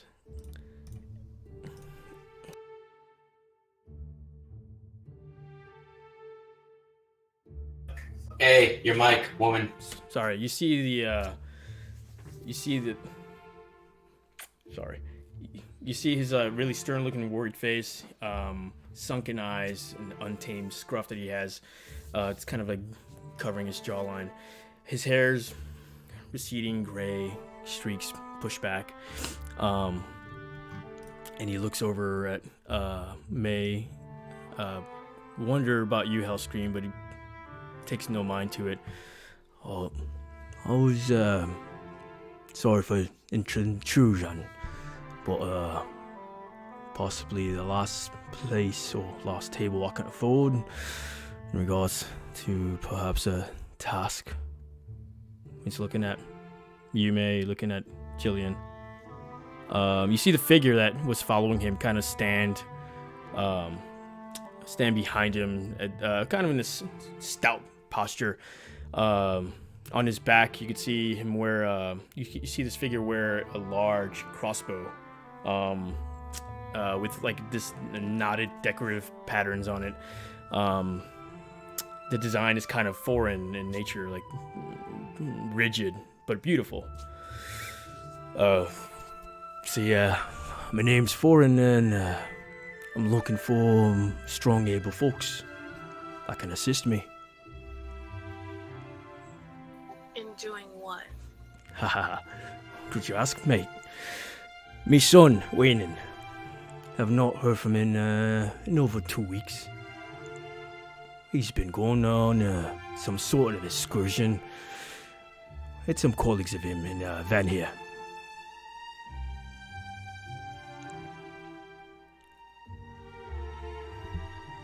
How much you paying? Oh, I like the question already. Well, I could pay 200 silver in advance.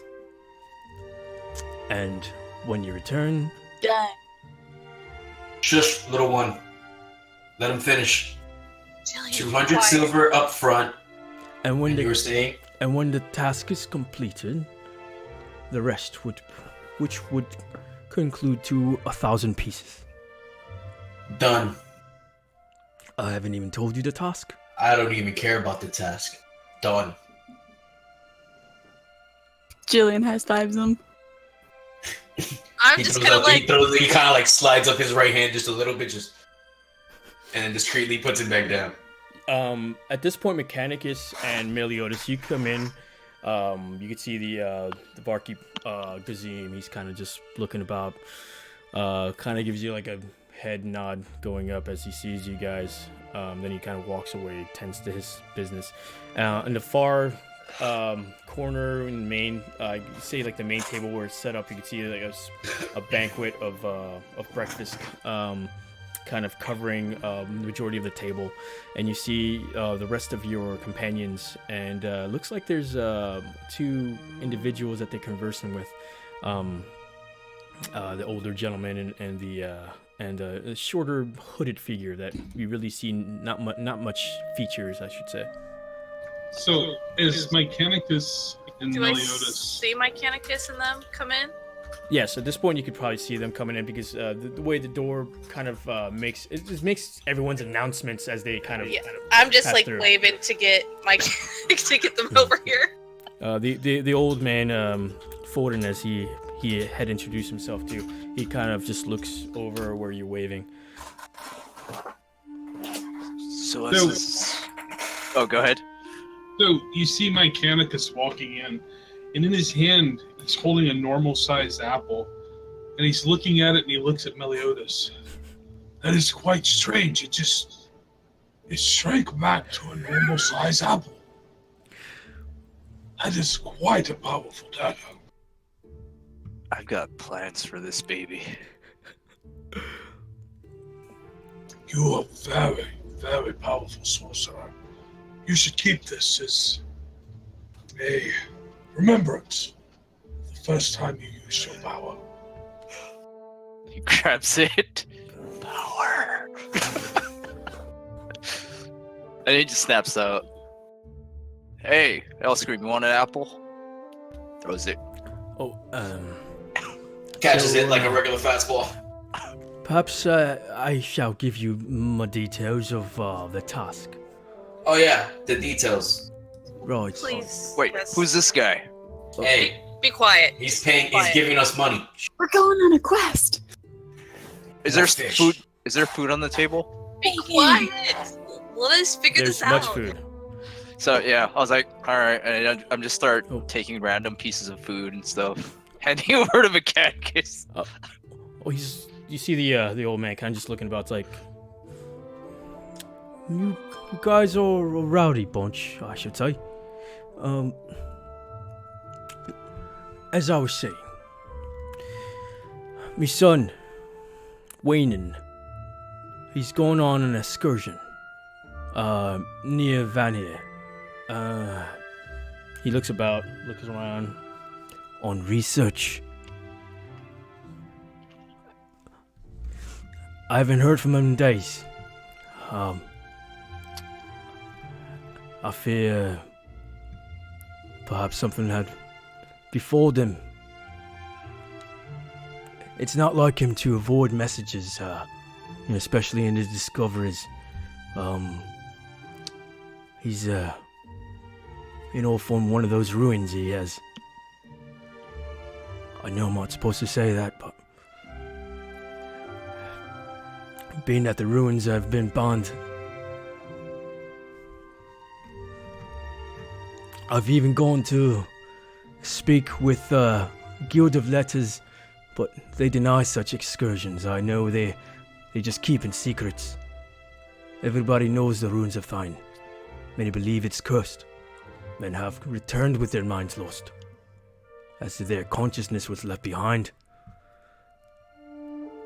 So while I was stealing the pie, did I hear Mechanicus mention the Guild of Letters? As he was talking to the lady. I would say no, because he's No. like on the other side. Hearing this him guy- say that, Mechanicus is starting to like tuck his bronze necklace back in his clothes. Jillian is like very interested in what he's saying, so much so that like bacon's hanging out of her mouth. Mechanicus, are you directly in front of this individual at this point?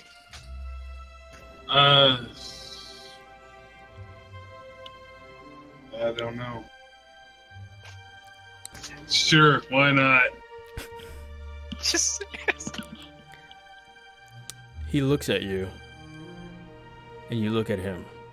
There's a sense of familiarity. Jeez, I can't even fucking say the word. Where you remember this middle-aged man's face. Maybe a good 20 years ago or so. And it brings you back to the chain that you're holding right now. And he looks at you with a surprised face. Surprised look. A keeper amongst us. I'm not sure if you remember me, mate. Foreign Wildstone. Foreign monster? What did you say? Wildstone.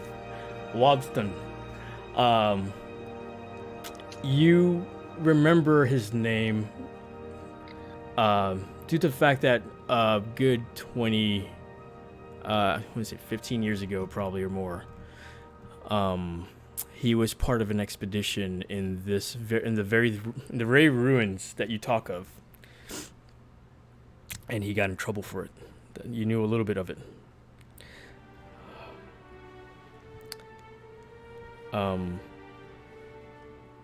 he looks at you and Separated yourself from the guild, I see. Unfortunately, the guild has lost its way of late, Yes, but it shall find itself again. I agree. Perhaps you can help a father find his son.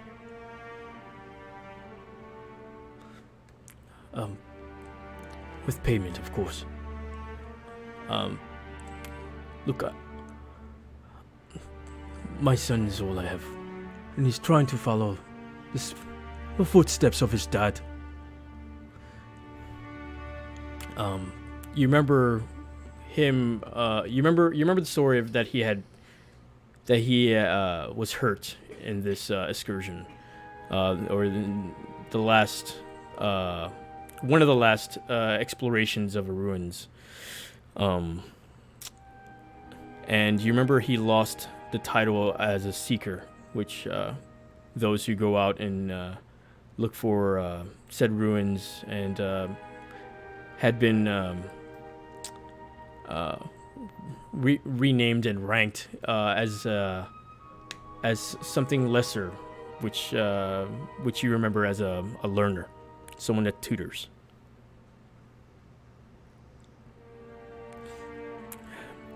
Listen, mate. Many believe that's cursed, as I say. Since then, the ruins have been deemed prohibited. This before the clergy banned exploration of the old ruins. Look, I know my son is up to no good, defying the law of the Duke, but I'd pay you good if you find him and bring him home. Bring my boy home safe. As he's kind of looking at the rest of you. Do you by chance have a picture or something, or what he was wearing? Any indication of what he looks like, so we know?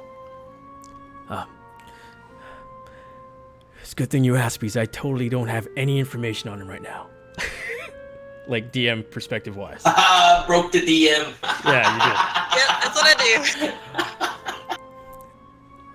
I'm gonna give you the information as he did give you the information, and then I'm just gonna update you next session. How about that? Okay. So, Mechanicus kind of lowers his eyebrows, looks up at him, reaches in and grabs the copper necklace and tosses it at him. He looks at it. Yes. Sons often do follow in their father's footsteps. So perhaps now you can understand why the guild never sanctioned your excursion.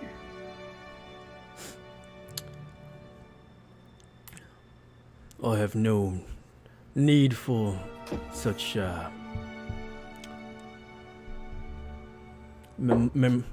memorial pieces of my old life.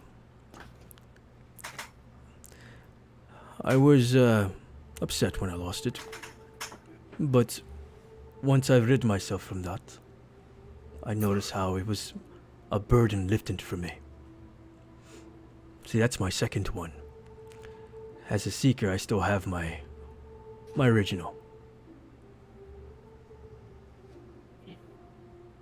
I understand. But that is the one you deserve. You do not deserve the original. As far as your son, I will find him. He looks to May and everyone. Well, We will find him. as I may add, my companion here knows the way. He shall show you and assist you. As Drawn video. As you see him pull his hood, and you see this dwarven figure in front of you. Hi. The name's Stormbrook. I am Brew. Mechanicus slowly bows. I am Mechanicus Vanderbilt. It is a pleasure. Nay, pleasure's mine.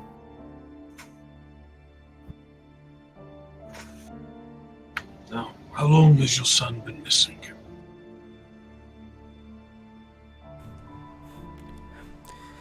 It's been more than 2 weeks. I'd say the amount of not missing, it's more like he hasn't checked in. I know where he's at. I just hope nothing ill befell him. How long of a journey is this going to these ruins? You know it's about.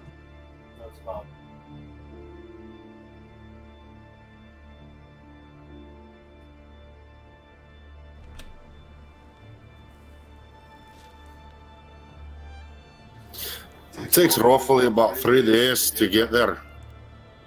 Prior to getting there, we have to go through a little town. Alright. This might be a little harder than we claimed it to be. Has anyone ever traveled to Van Heer? Have I ever been there? Not necessarily. It's one. You've heard of this? This town is well known for, not recently, but before then. It was well known to be near channels of old ruins, and a lot of thrill seekers and treasure hunters visited the town because it was near the forest that housed all these different channels. You know a little bit of the town as far as history. It was primarily, it used to be more of a hunting village until they started finding the old ruins, and it became what it is. Majority of the economy came from all those who came for the thrill of seeking treasure, and since then you have an idea that it's probably different because of the ban. Have I been there through my travels before I met Jillian or with Jillian?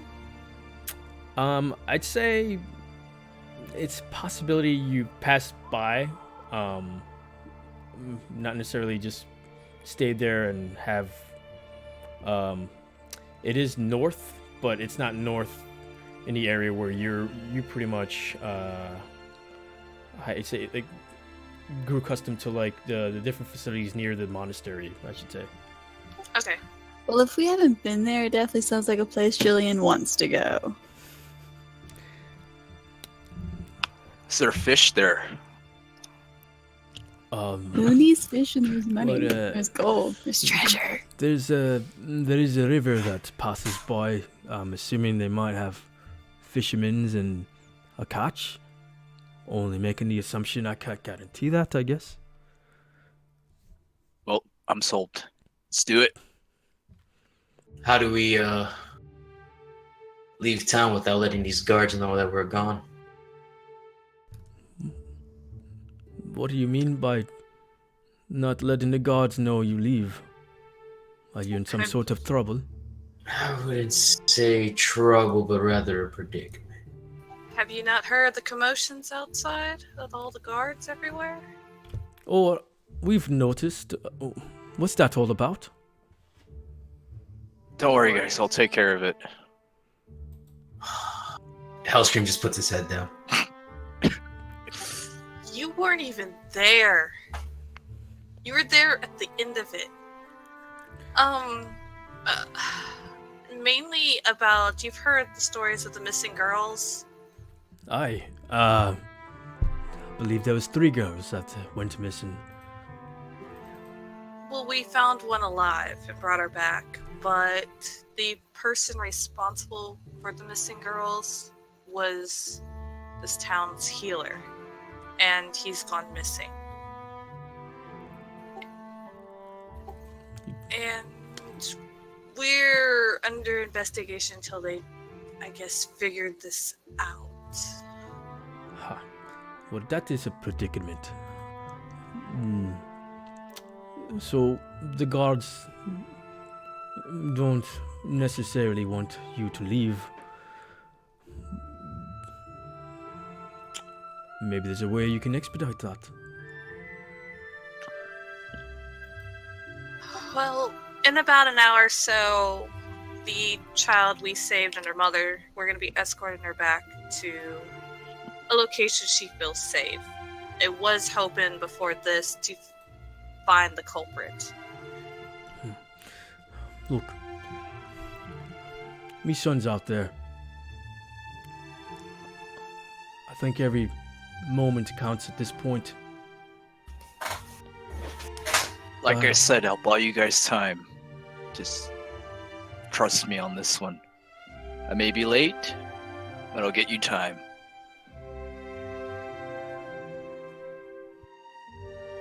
Hellscream, does he do this always? Not always. Do you trust in his word? Do you need help? People say that a lot. Not that kind of help. Physically.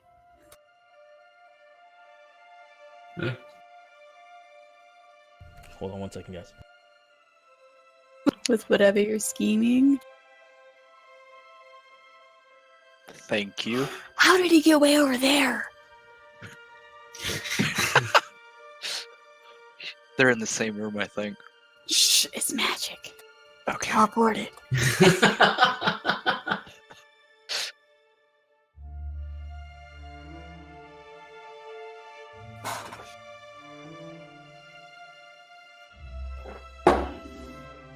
So I'm not really sure. Well, I can get you guys time, but then I'm probably gonna spend some jail time.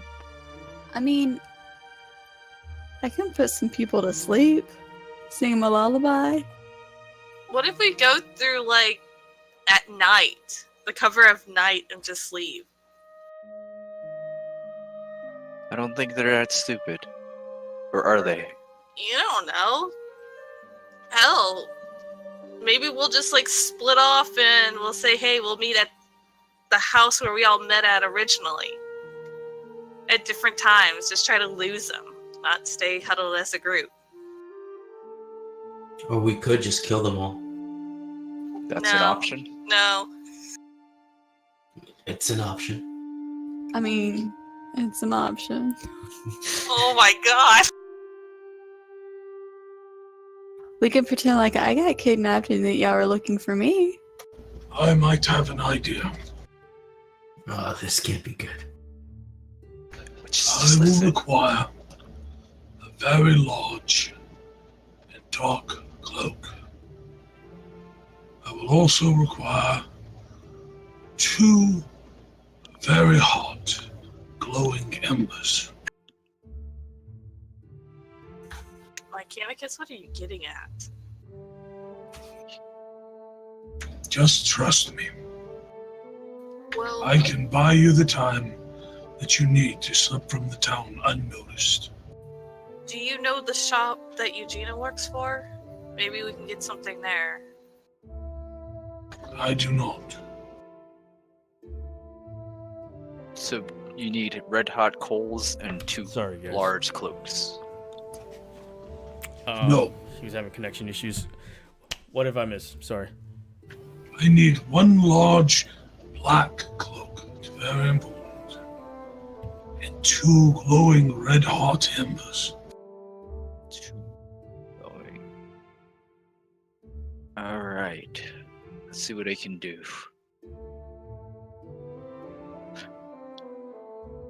Well, like I said, I had promised to escort Eugenia and Brena to the Golden Sails. She says she feels safer there, and unless you guys know where Phil might be heading to, I'd say that we meet up somewhere or do Mechanicus trick here and get out of town. You know he's gonna stab a cloak, right?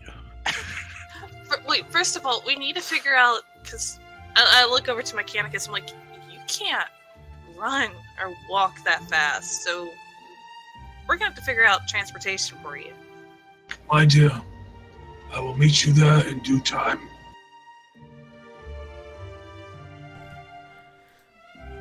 Oh, okay. Did you hesitate?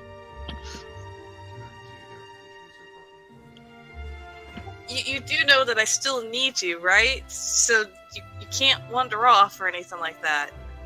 You can't forget. Do I need to write this down for you? Because I looked everywhere for you to help me.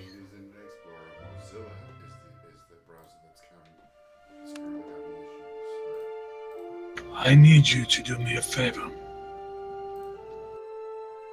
Okay. Will you give me a word?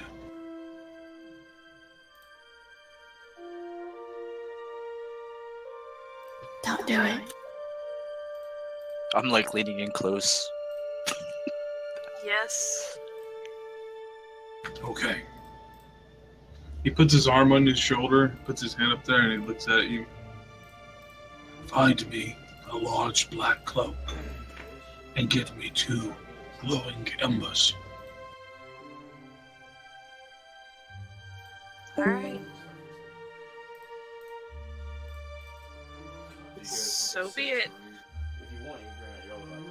And then Mechanicus kind of wanders out of the inn. Mechanicus wanders out of the inn, kind of surveying the street and formulating his plan.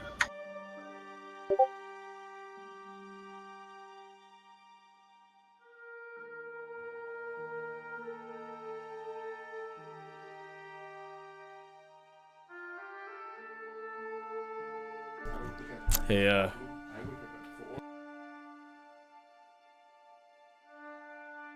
hello? Hello.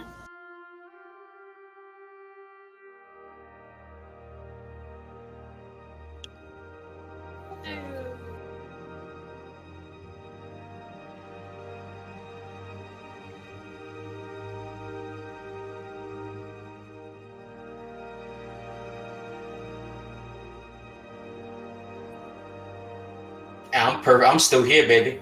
So it ain't the internet.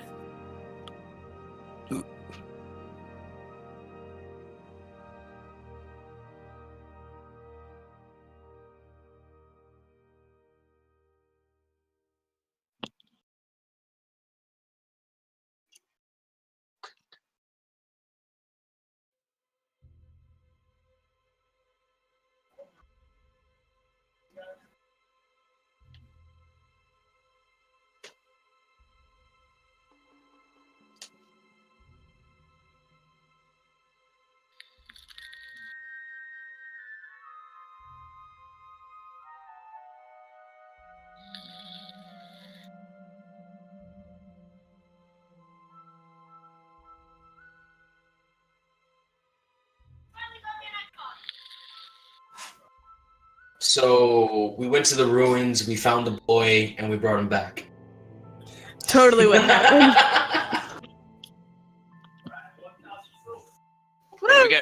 We managed to persuade him to get 2,000.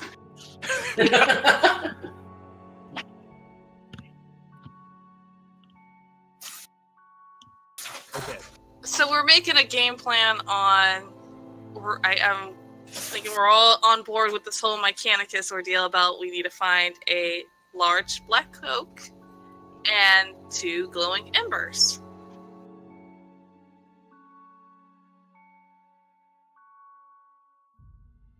Now, what was the plan behind that? I guess it's kind of a wait and see what the fuck happens. Yeah. He doesn't even want to say what's gonna happen. We're gonna escort Brena, and we're gonna figure out a way to get the fuck out and take care of this. Okay, so you guys are trying to bug out of town then, basically. At nighttime. At nighttime. Okay. Right. Yarp. Yeah, I had made mention that we didn't know where Phil was at, so. Okay. Going back to Foden, the guy who's trying to hire you, actually. Look, I suggest if you do want to take this task, probably be best if you made your way as soon as possible. Like right now. Perhaps like in the next hour or so.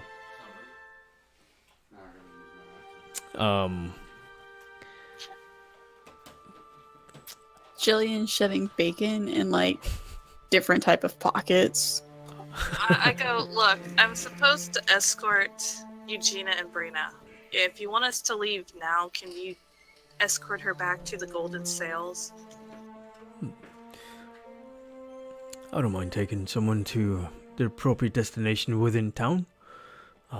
Perhaps you can, in the meantime, gather your things and get whatever equipment and personal belongings that you might need to be off.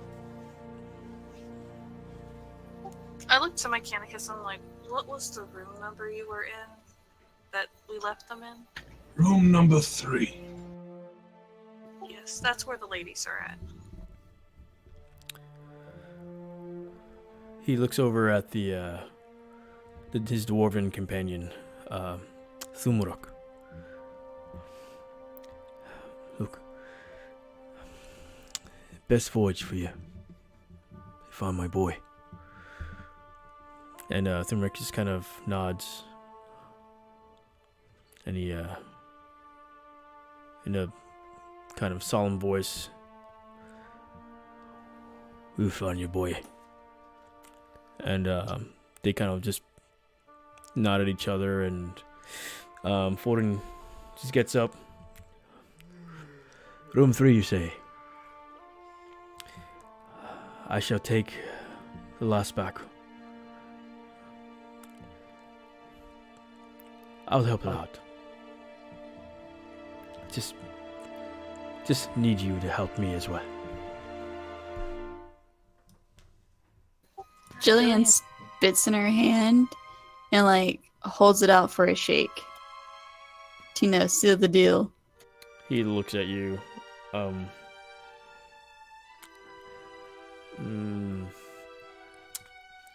Got one better for you.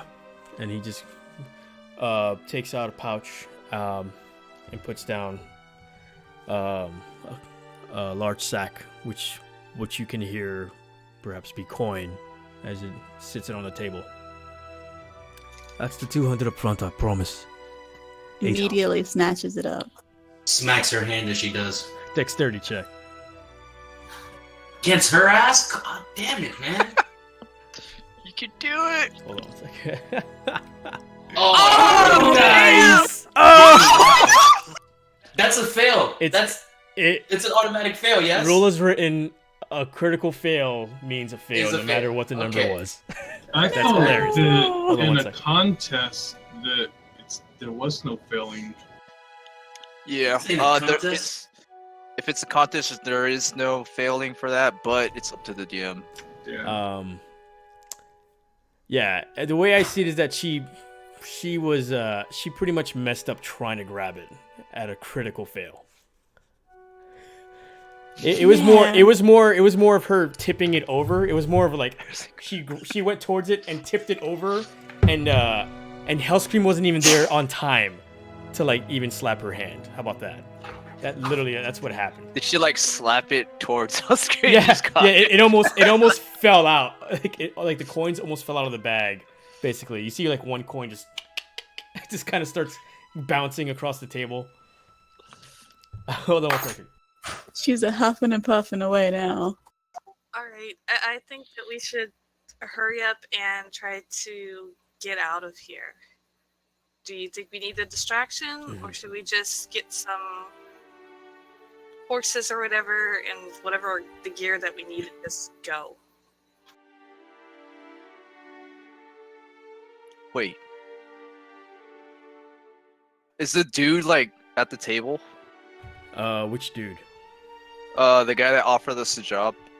Foden, he's still there. You see, he's about to leave and go to the room number 3, which was suggested. 90, 180. Suggested to take or assist Eugenia and her daughter, but he's there, kind of looking at you. What was this in regards to? I just want to insight him because I have a weird vibe about him. Ooh, go ahead. For some reason. You feel that he has a purpose for sure. No matter what you can tell that there's a sort of at least a genuine look of worried stead, I should say. I kind of signal to May to, step aside for a little bit. Off to the side. No, if you're good. I nod and I walk over to an area for us to talk. So, I don't really trust the guy with the escort. Do you want to go with? Or maybe.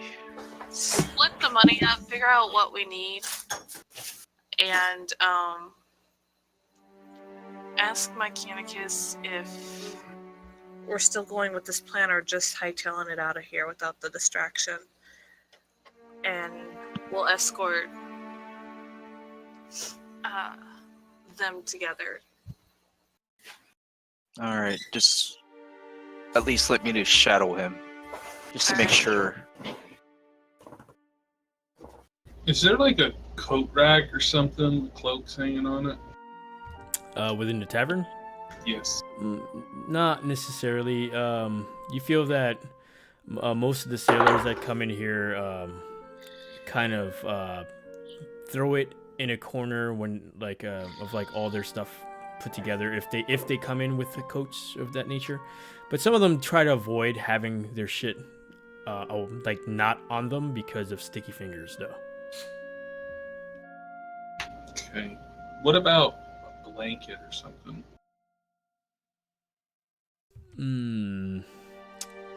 The closest thing to a blanket is probably a tablecloth in one of the tables. What color are they? What color are they? Lime green. It's a gentle pattern of bright yellow. Of green and yellow in a plaid design. What color were the bed sheets? The bed sheets were off-white because you're not sure what had happened in those bed sheets in the previous years. Perhaps they probably have never been washed. Well, I slept in that. License. If we are going to go, we need to make haste. So if we get the distraction, let's try to slip from town. And then Mechanicus just takes off out the door as fast as his old man legs can carry him. So basically about 30 minutes. Yeah. Give or take 10 minutes. I looked at Hellscream and I'm like, can you find us some sort of transportation? Because, yeah. Old man there. I could carry the old fool. I mean, Mechanicus,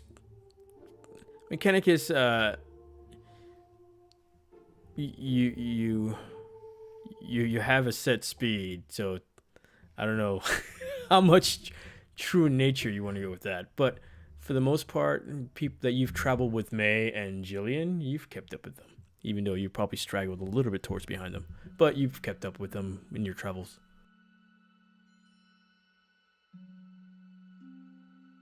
I will be fine. Thank you for the offer to carry me.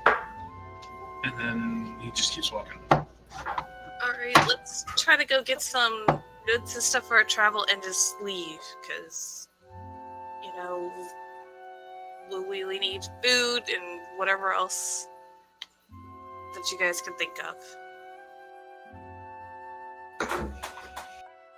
So to the general store then? Store. She I'll said go store.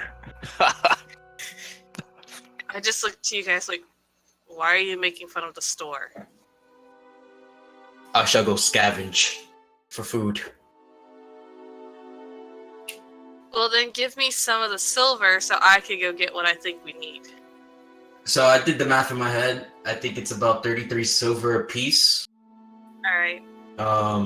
Double check me if I'm wrong on that, with like a spare like 3 or 2 gold. Gold. Silver, same shit.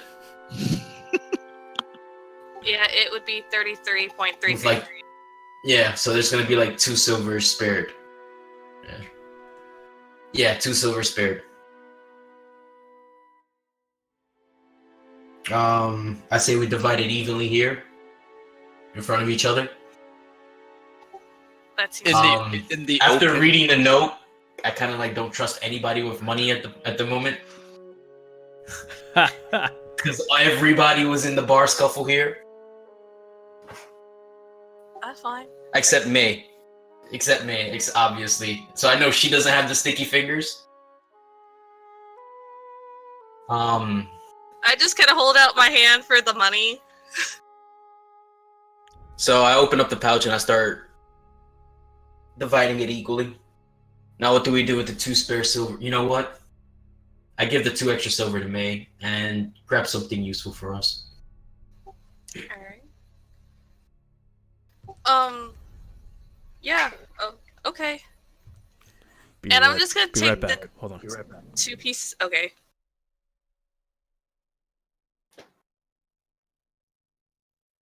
Jillian's gonna give her share to me as well.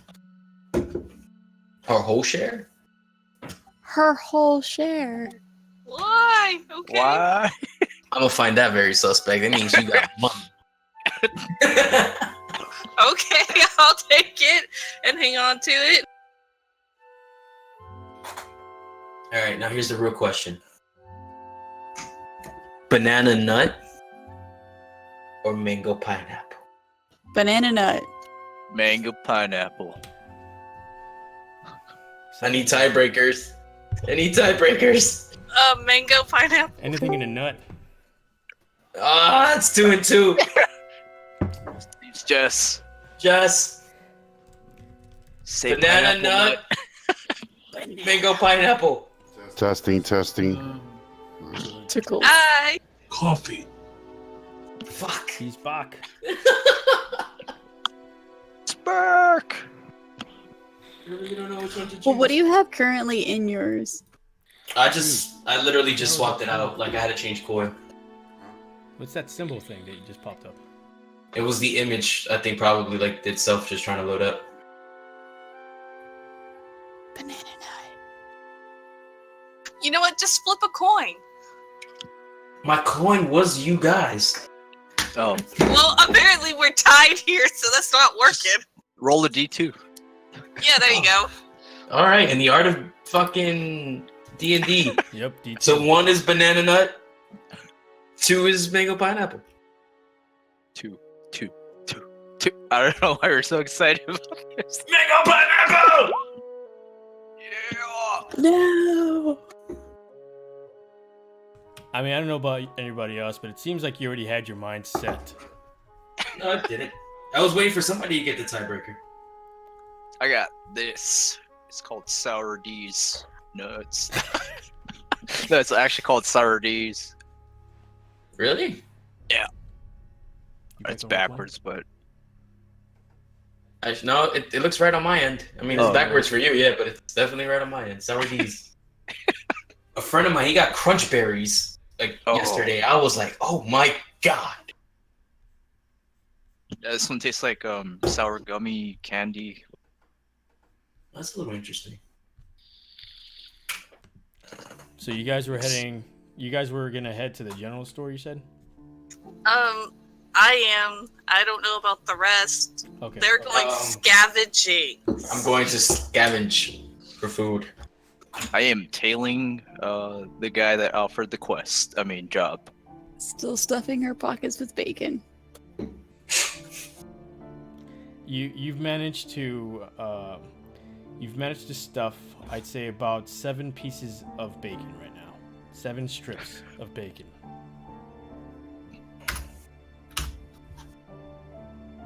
And these are like thick cut too, like not some of that thin one. The wimpy bacon. Yeah, no wimpy bacon. Yeah, exactly.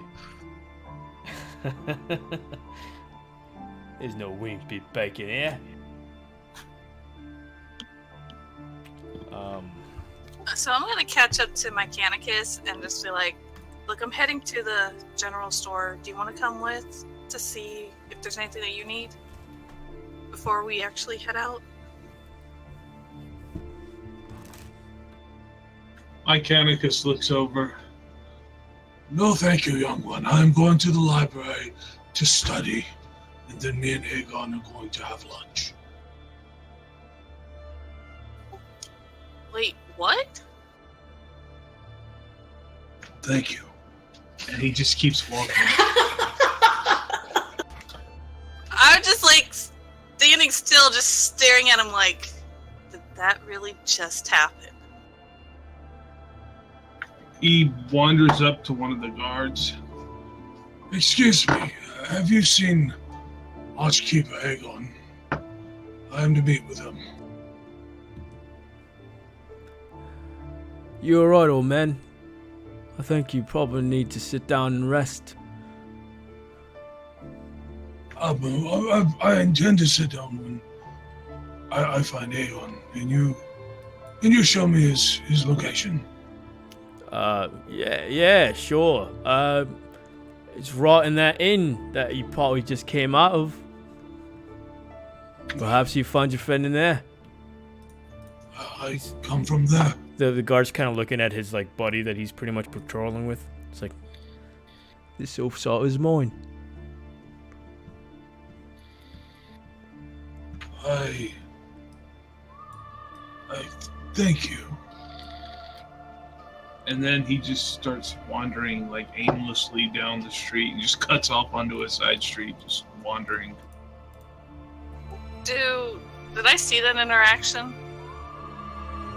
I'd say he was outside at that point. I don't know if you were outside as well. Did you go outside already as far as like going to the... After they split the money up, I was trying to catch up to my Canicus. Okay, yeah, you see him kind of just walking about, wandering, kind of looking lost. I'm gonna go up to him. I just kind of grab at his arm. All right. My Canicus, are you okay? He looks down at her a bit confused, jerks his arm from her. That is no way to speak to your elders. It is keeper, my Canicus. You understand me, young one? Yes, keeper, but you were the one who told me to just call He you turns my around, Canicus. just while you're talking, just turns around. Young ones of today have no respect for the elders. I run up to him when I'm like, grab his arm again. Keeper, did you forget your promise to me? He stops. I didn't get a good look at that, Chris. Of course I saw that too. Because you weren't supposed to. I was on my way to do that now. Do you know what that promise is? He looks around, kind of worried for a moment. It appears I have forgotten. Would you remind me? A few months, or about a couple weeks ago, I found you. You're supposed to help me find what I am missing, what I cannot remember. Keeper, you're the one who said you would unlock whatever it is to help me remember. And I pull out my journal. I'm like, don't you remember? You told me to write on this every day. You even had your writings in here too? Please, look at it. So he takes the journal and starts thumbing through it. What exactly is in it? You're analyst of like my dreams that I keep having recurring about like what you think it might represent. You'll find like when you're flipping through, there's some drawings of you, lifelike, just of like you sitting there doing your little jingling of the bell and stuff. And then towards the end, you see pictures of like the rest of the party. He kind of looks over to the side. Rupert, is this true?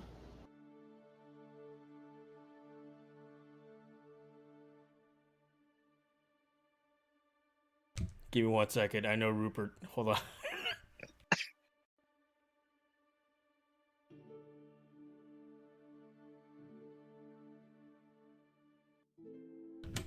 All right. What was the request of Rupert? Rupert, is this true? From the journal. Rupert just kind of he goes over to the journal. You're holding it at this point, right? Mechanicus? Yes. Okay. Yeah. And he hunches his way over, and he kind of gestures towards the book and kind of pushes like his hands towards your as you're holding it towards you. So Mechanicus starts reading a little bit more. And is he starting to remember anything, or is he still kind of out of it? As you're asking me if Mechanicus would remember things? Yeah. I mean, it's up to you how you want to RP Mechanicus, but I'd say I wouldn't put it past you. I would say not Constitution check. Perhaps Wisdom.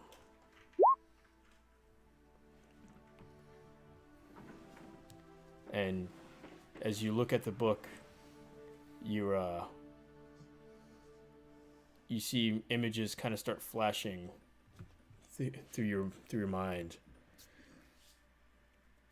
as you remember exactly where you are, exactly who you're talking to. Mechanicus, you see him kind of straighten up a little bit, looking down at it, looks at Rupert, closes the book. Of course I remember.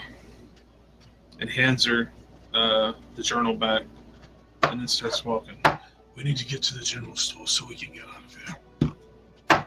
And he like picks up his pace. I kind of have a relief about it.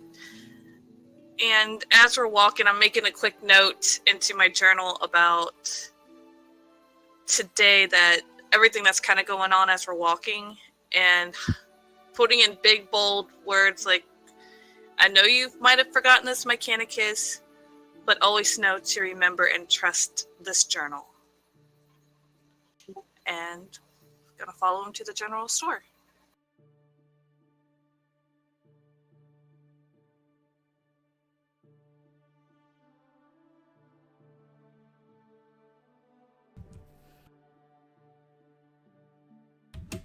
What's his name? It did it again, by the way, guys. This shit's crazy.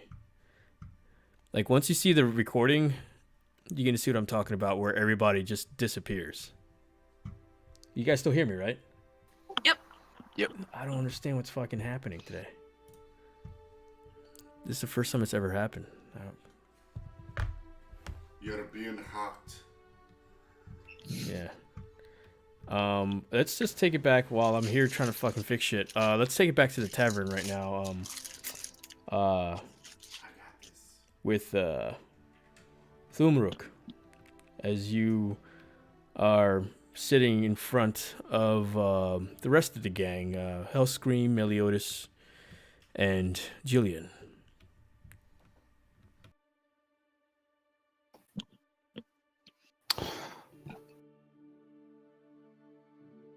All right. So Thumruk is kind of staring down. Was it Hellscream? Hellscream. Hellscream, right? Scream from hell. Or just think ice cream, but like hell. Got it. Okay. All right. Anyway, Thumruk is literally eyeing down Hellscream, and I kind of give him this look like I want to talk to him one-on-one. So I give him that. You know what I mean? Get up for a second. I need to talk to you. Do you respond? Helmscream? Ice cream from hell? Stranger danger.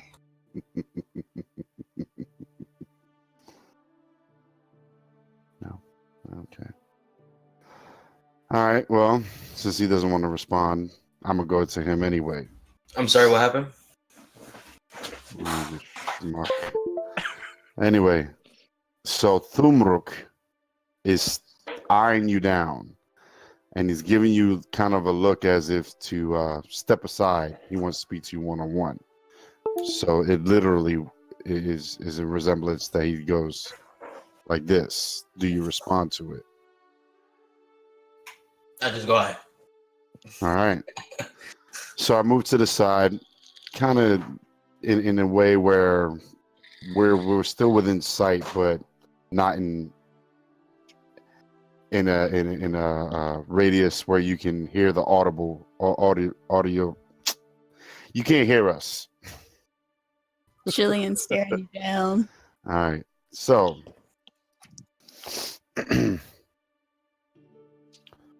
so your name's Helmscream. Eh? He doesn't say a word, he just nods his head. I see you have a mask on. What you're hiding behind? You need not worry. Why? I need not worry, eh?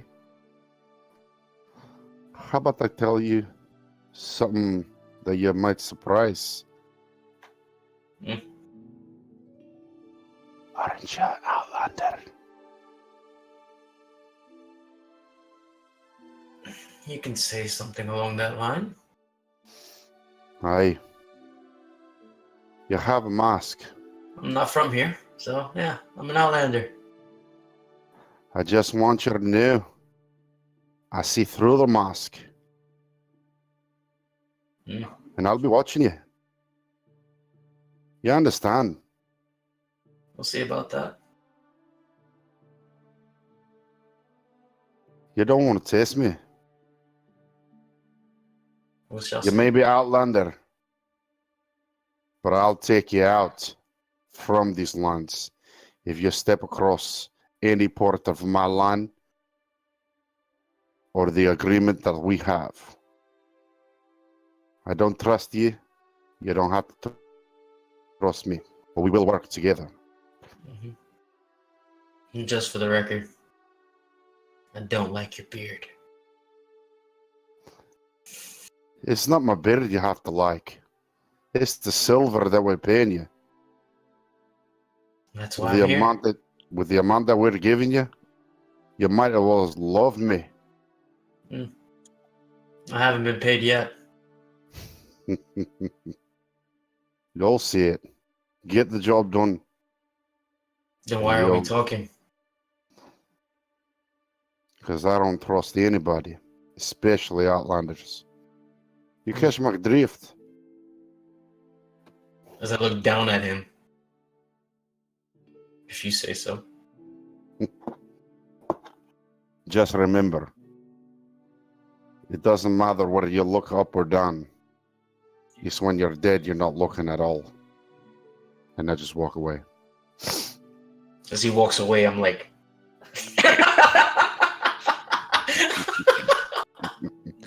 Since Jillian was staring intensely, she's gonna take that as a sign that maybe that guy, I don't like that guy.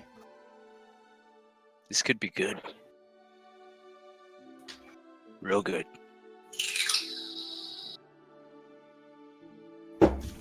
And May, you're still tending to Mechanicus at this point? We are heading to the general store. Okay. Yeah, Mike's snapped out of it. And at this point, excuse me, you've wandered town enough to realize where some of the local shops and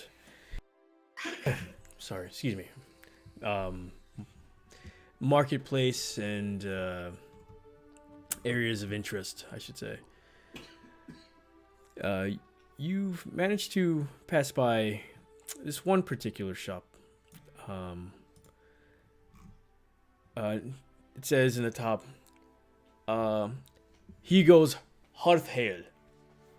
As you read general goods right after the assumption that we have that the establishment of general adventurers gear and other functional stuff perhaps that they use in open sea as well.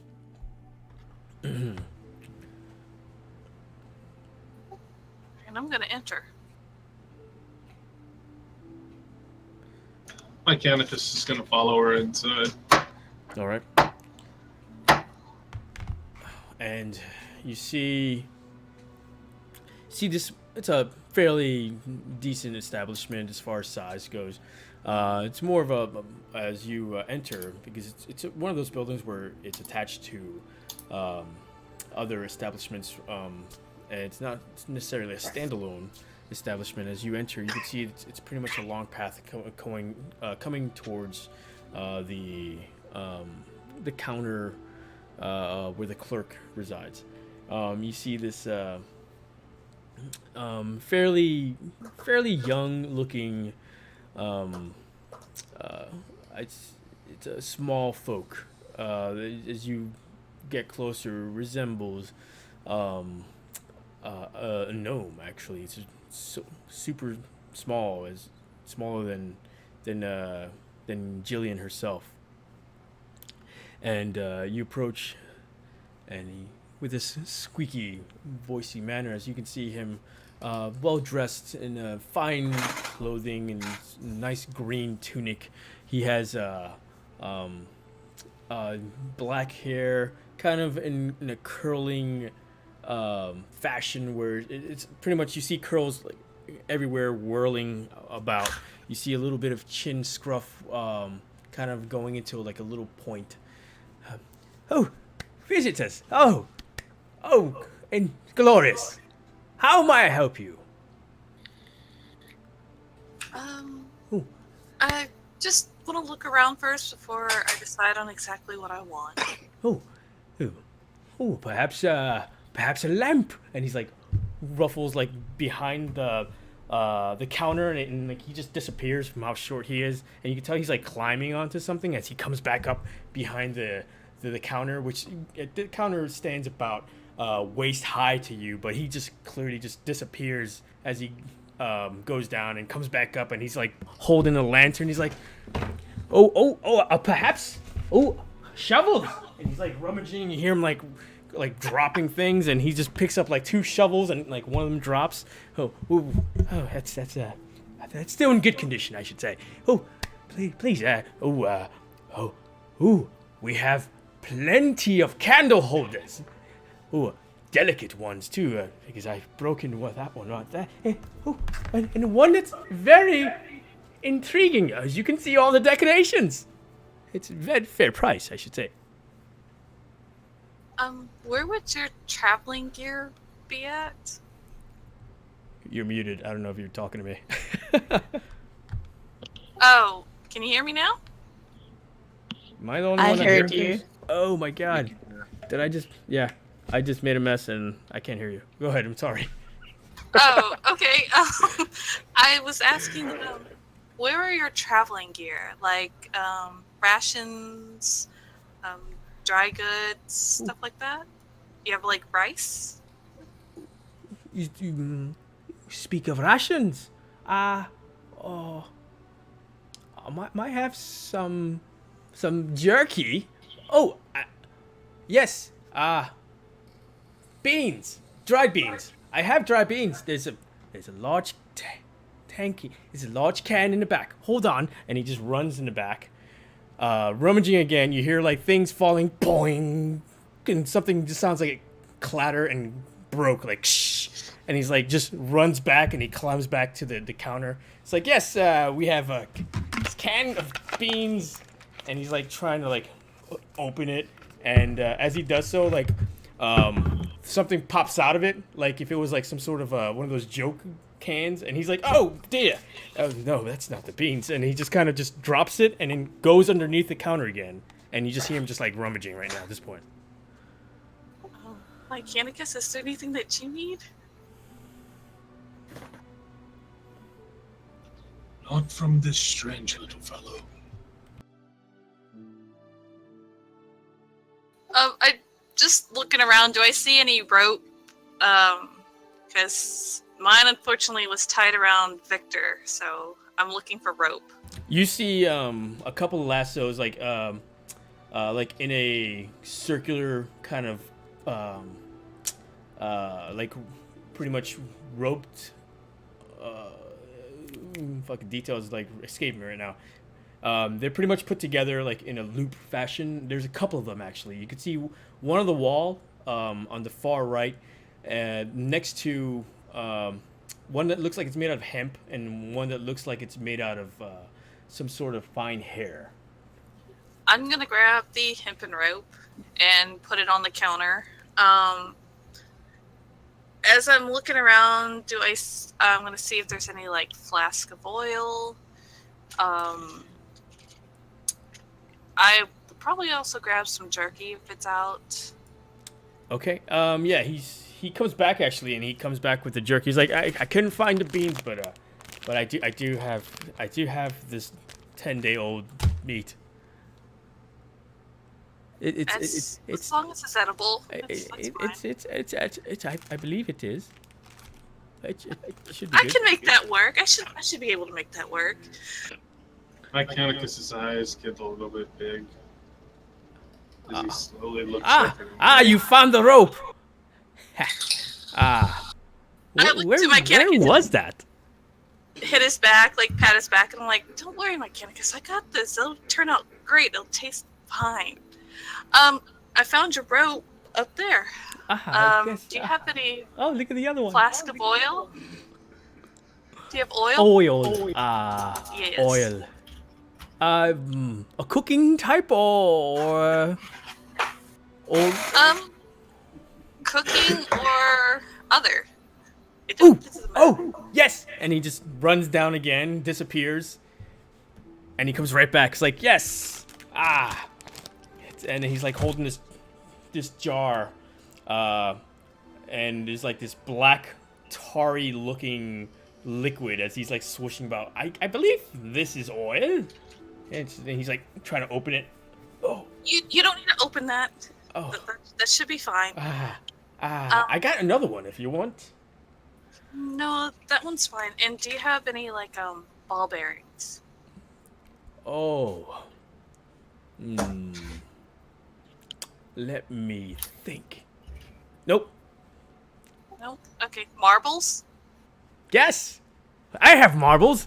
Jumps down again. Rummages. Does he?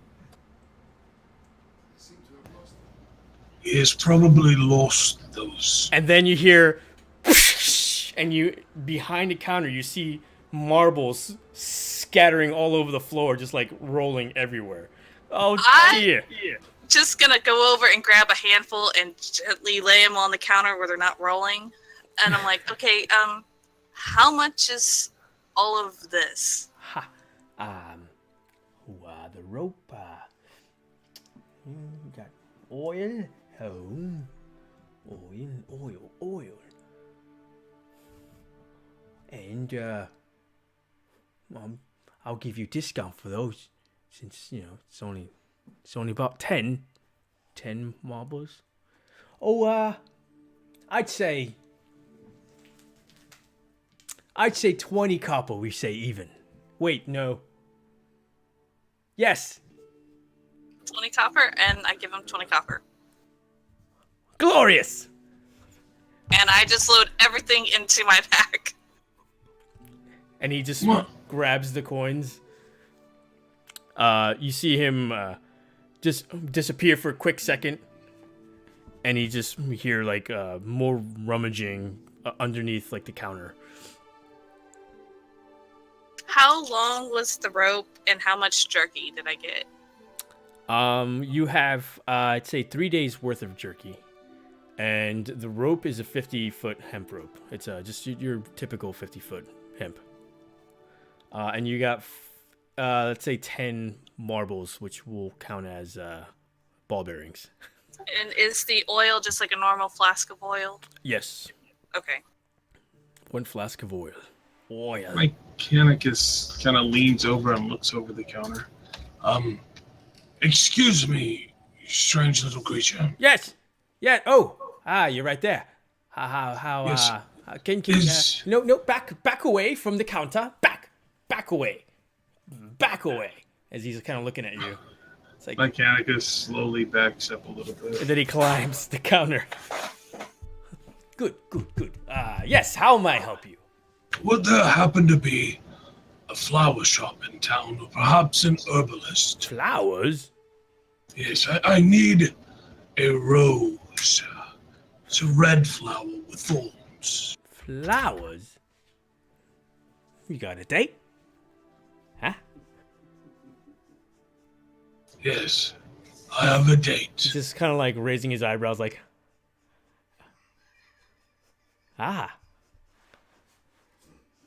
No, there's no flowers. I can't help you with that, sir.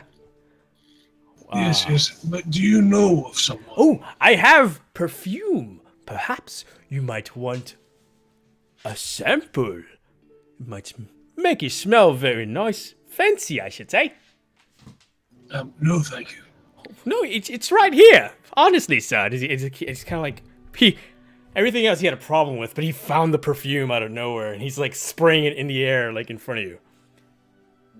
No, thank you. Are you sure? No? Mechanicus' eye kind of begins to twitch a little bit as he looks toward May. Smell. I said, no, thank you. You're a hot sell, you know that. And he just kind of puts it away. Mechanicus slowly turns. Come, May. We need to get out of here. And he starts making his way out of the store. Come again! Remember, Hugo! As you leave Hugo's shop, and you just kind of see him standing on a counter at this point,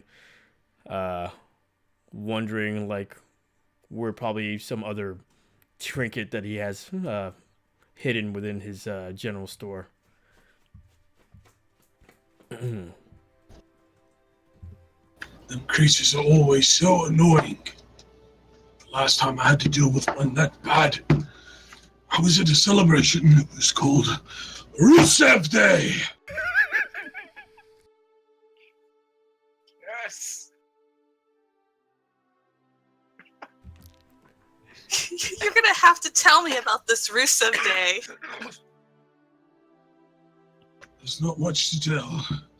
Everyone starts out partying, wakes up 3 days later with no idea what they drank. Oh, okay. Well, let's go find that shop that you're looking for, because we need to get with everyone else. As you exit, you did come across a shop that read supplies of apothecary, and perhaps sparks your interest in actual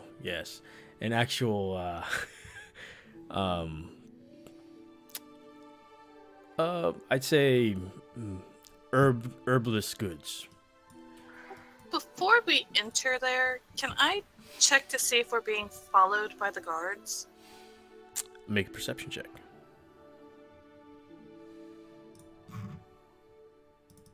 I see nothing. A crit fail 3. You feel like you were being followed by the town drunk, as you keep seeing that drunk everywhere. It looks like it's, I mean, it kind of looks like the same drunk, but then again, there's a lot of drunks in this town, so I'm not really sure if that's the same drunk that's been following you. And then again, he's just been laying down there the whole time too. My Canicus, keep an eye on your coin purse because we're being followed. We've been followed since we left the inn. Of course we have. It's Rupert. And then he walks into the shop.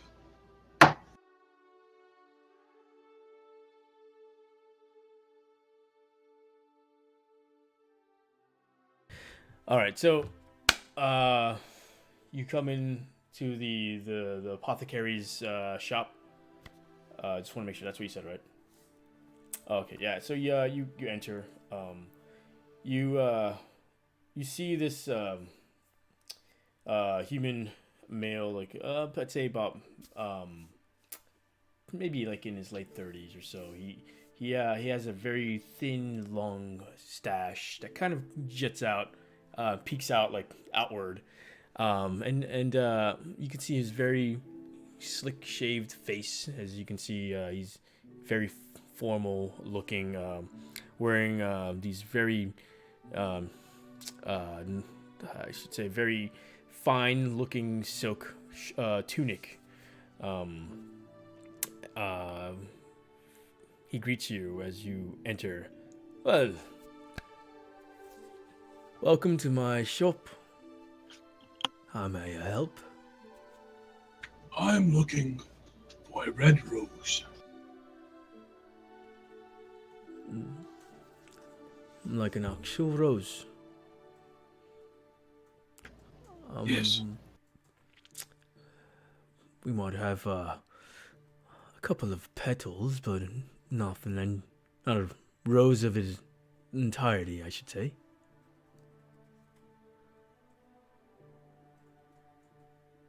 I'm sorry, what did you say? I was deciphering a code. Not a rose of its entirety. We have some petals, loose petals of rose petals, that is. Okay. And how much for the petals? Well, I'd say a small sack's worth.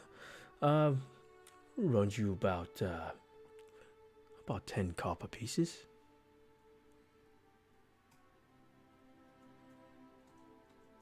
I'll give you 5. Do you know how this works? Yes, I do. I tell you, I will give you 5, and you say, okay.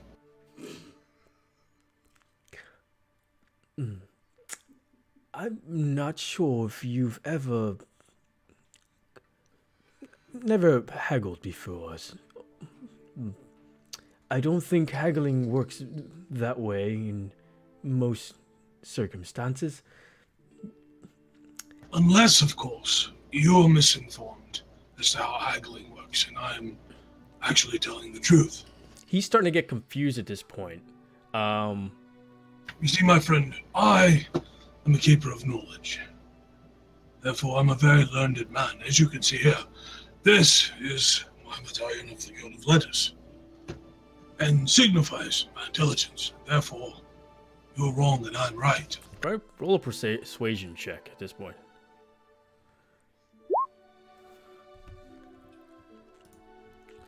A 7. Do I get advantage because I showed him my... You showed them necklace?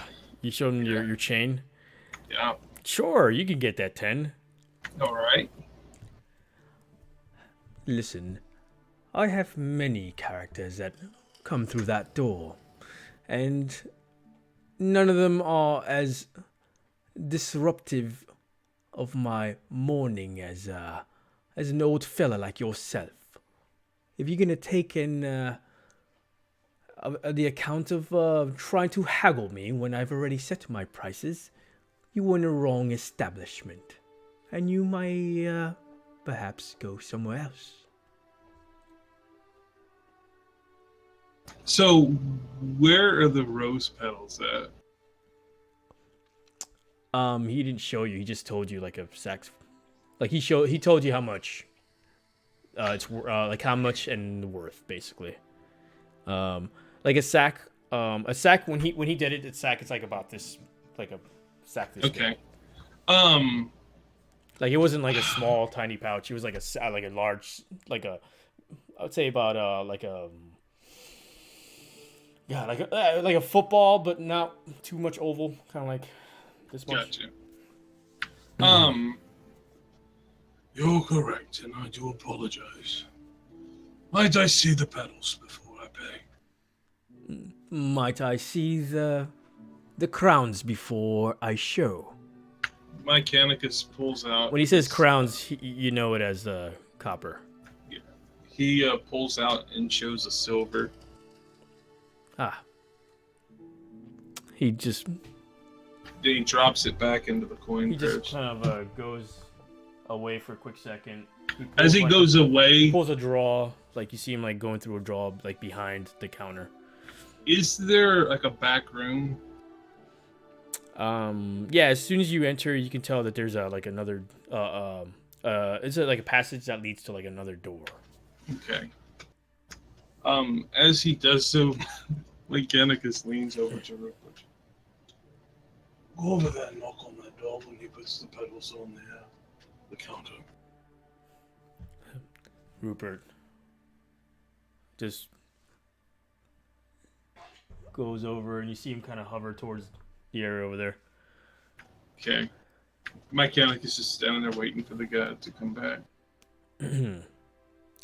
And he turns around. He puts the sack on the table. Mechanicus reaches over, opens it. He starts looking. He's like picking them up, smells them, just kind of like he's inspecting them. I could assure you they're top quality. I picked them out myself, I should say. And when was that? Probably the better of 2 days. Okay. And he's kind of like trying to stall, waiting for his distraction. As you do wait, you hear,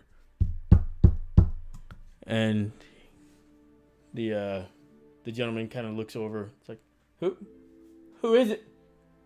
Whenever he does that, Mechanicus pulls out 5 copper from his pouch, sits it down, grabs a handful out the bag, shoves it in his pocket, and turns around and starts walking away. Roll a stealth check contested to his disadvantage, I should say. Okay. Stealth check. Hold on 1 second. Where's my dice? Oh my god, I just critted on that one. Good thing he has a disadvantage. Oh. Oh, you still rolled shitty. He looks back at you as you just kind of like old man, like trying to leave the store. Hey, come back here, you!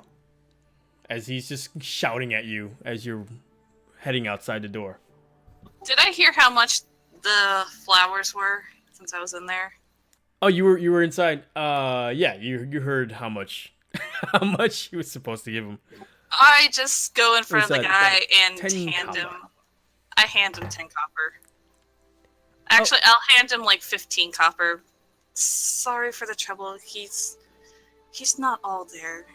I'm sorry, and I just hand it to him and follow my Canicus out. He's like, he's an outright disgrace to the kingdom. And he just kind of grabs the copper and he just kind of just puts his shit away. I was gonna say something else, but I'm like, never mind, not worth the time, and go outside. In my day, I could have bought twice of that for 3 copper pieces. You need to be more careful.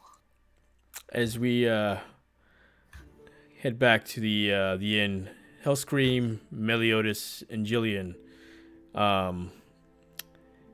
you're waiting for your compatriots, your companions, I should say. Besides that, it's that's pretty much the gist of what you guys are going to be doing. Yeah, I think we're done. I Is think there we're a gonna be heading back. blacksmith? Huh? Is there a blacksmith? Not necessarily sure that there's a blacksmith, but you assume there should be one, being that it's an established town. It's not something that we've seen or anything like that. No. That's like closest. Okay, never mind then.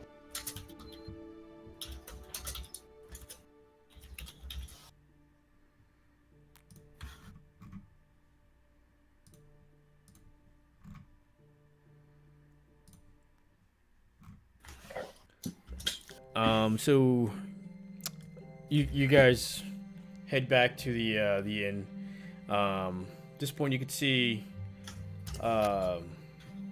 Meliodas, Hellscream, Jillian, and your current I should say guide, Thumruk, as you guys set out your or accomplish your gearing up and gathering your equipment and various tools for setting off.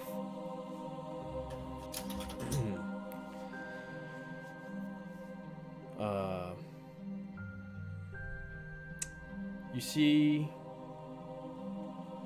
Foreign and Eugenia, now Brena, as you see her walking about in a really terrible limp still, as you can tell that she's still injured, and you tell that it will be some time before she's gonna be in a healthy state, especially being that her leg is almost split in two. But you see Foreign and Eugenia kind of looking at the group of you, about to hold my deal of the bargain and tend to Eugenia and her daughter, of course. Just asking the same when it comes to my son. Thumruk here is he's never let me down before. I should only expect he shall do the same just for my son's sake.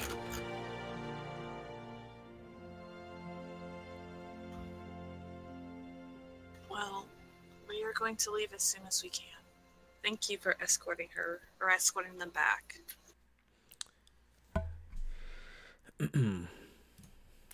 And he's pretty much walks out, waiting and hurting Eugenia and her daughter, as he's trying to help Brena kind of walk about.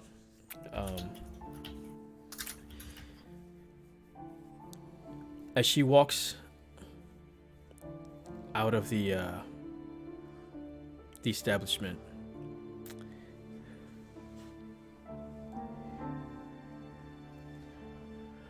Meliodas. I'm sorry, not Meliodas. I want with the wrong people. Who is it? Mechanicus, really? Everyone roll perception check. What did I do? Everyone just roll perception check. Yeah. I still closed.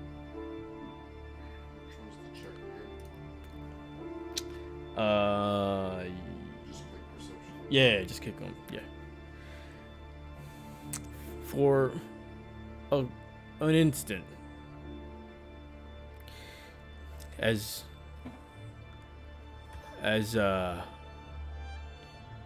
Foreign assists Brena as she's kind of limping and almost hopping in one leg as she's exiting the establishment. You see a quick glance as she faces the rest of the party for a quick second. Mechanicus and Hellscream, you see what almost appears as her eyes reflect light back to you.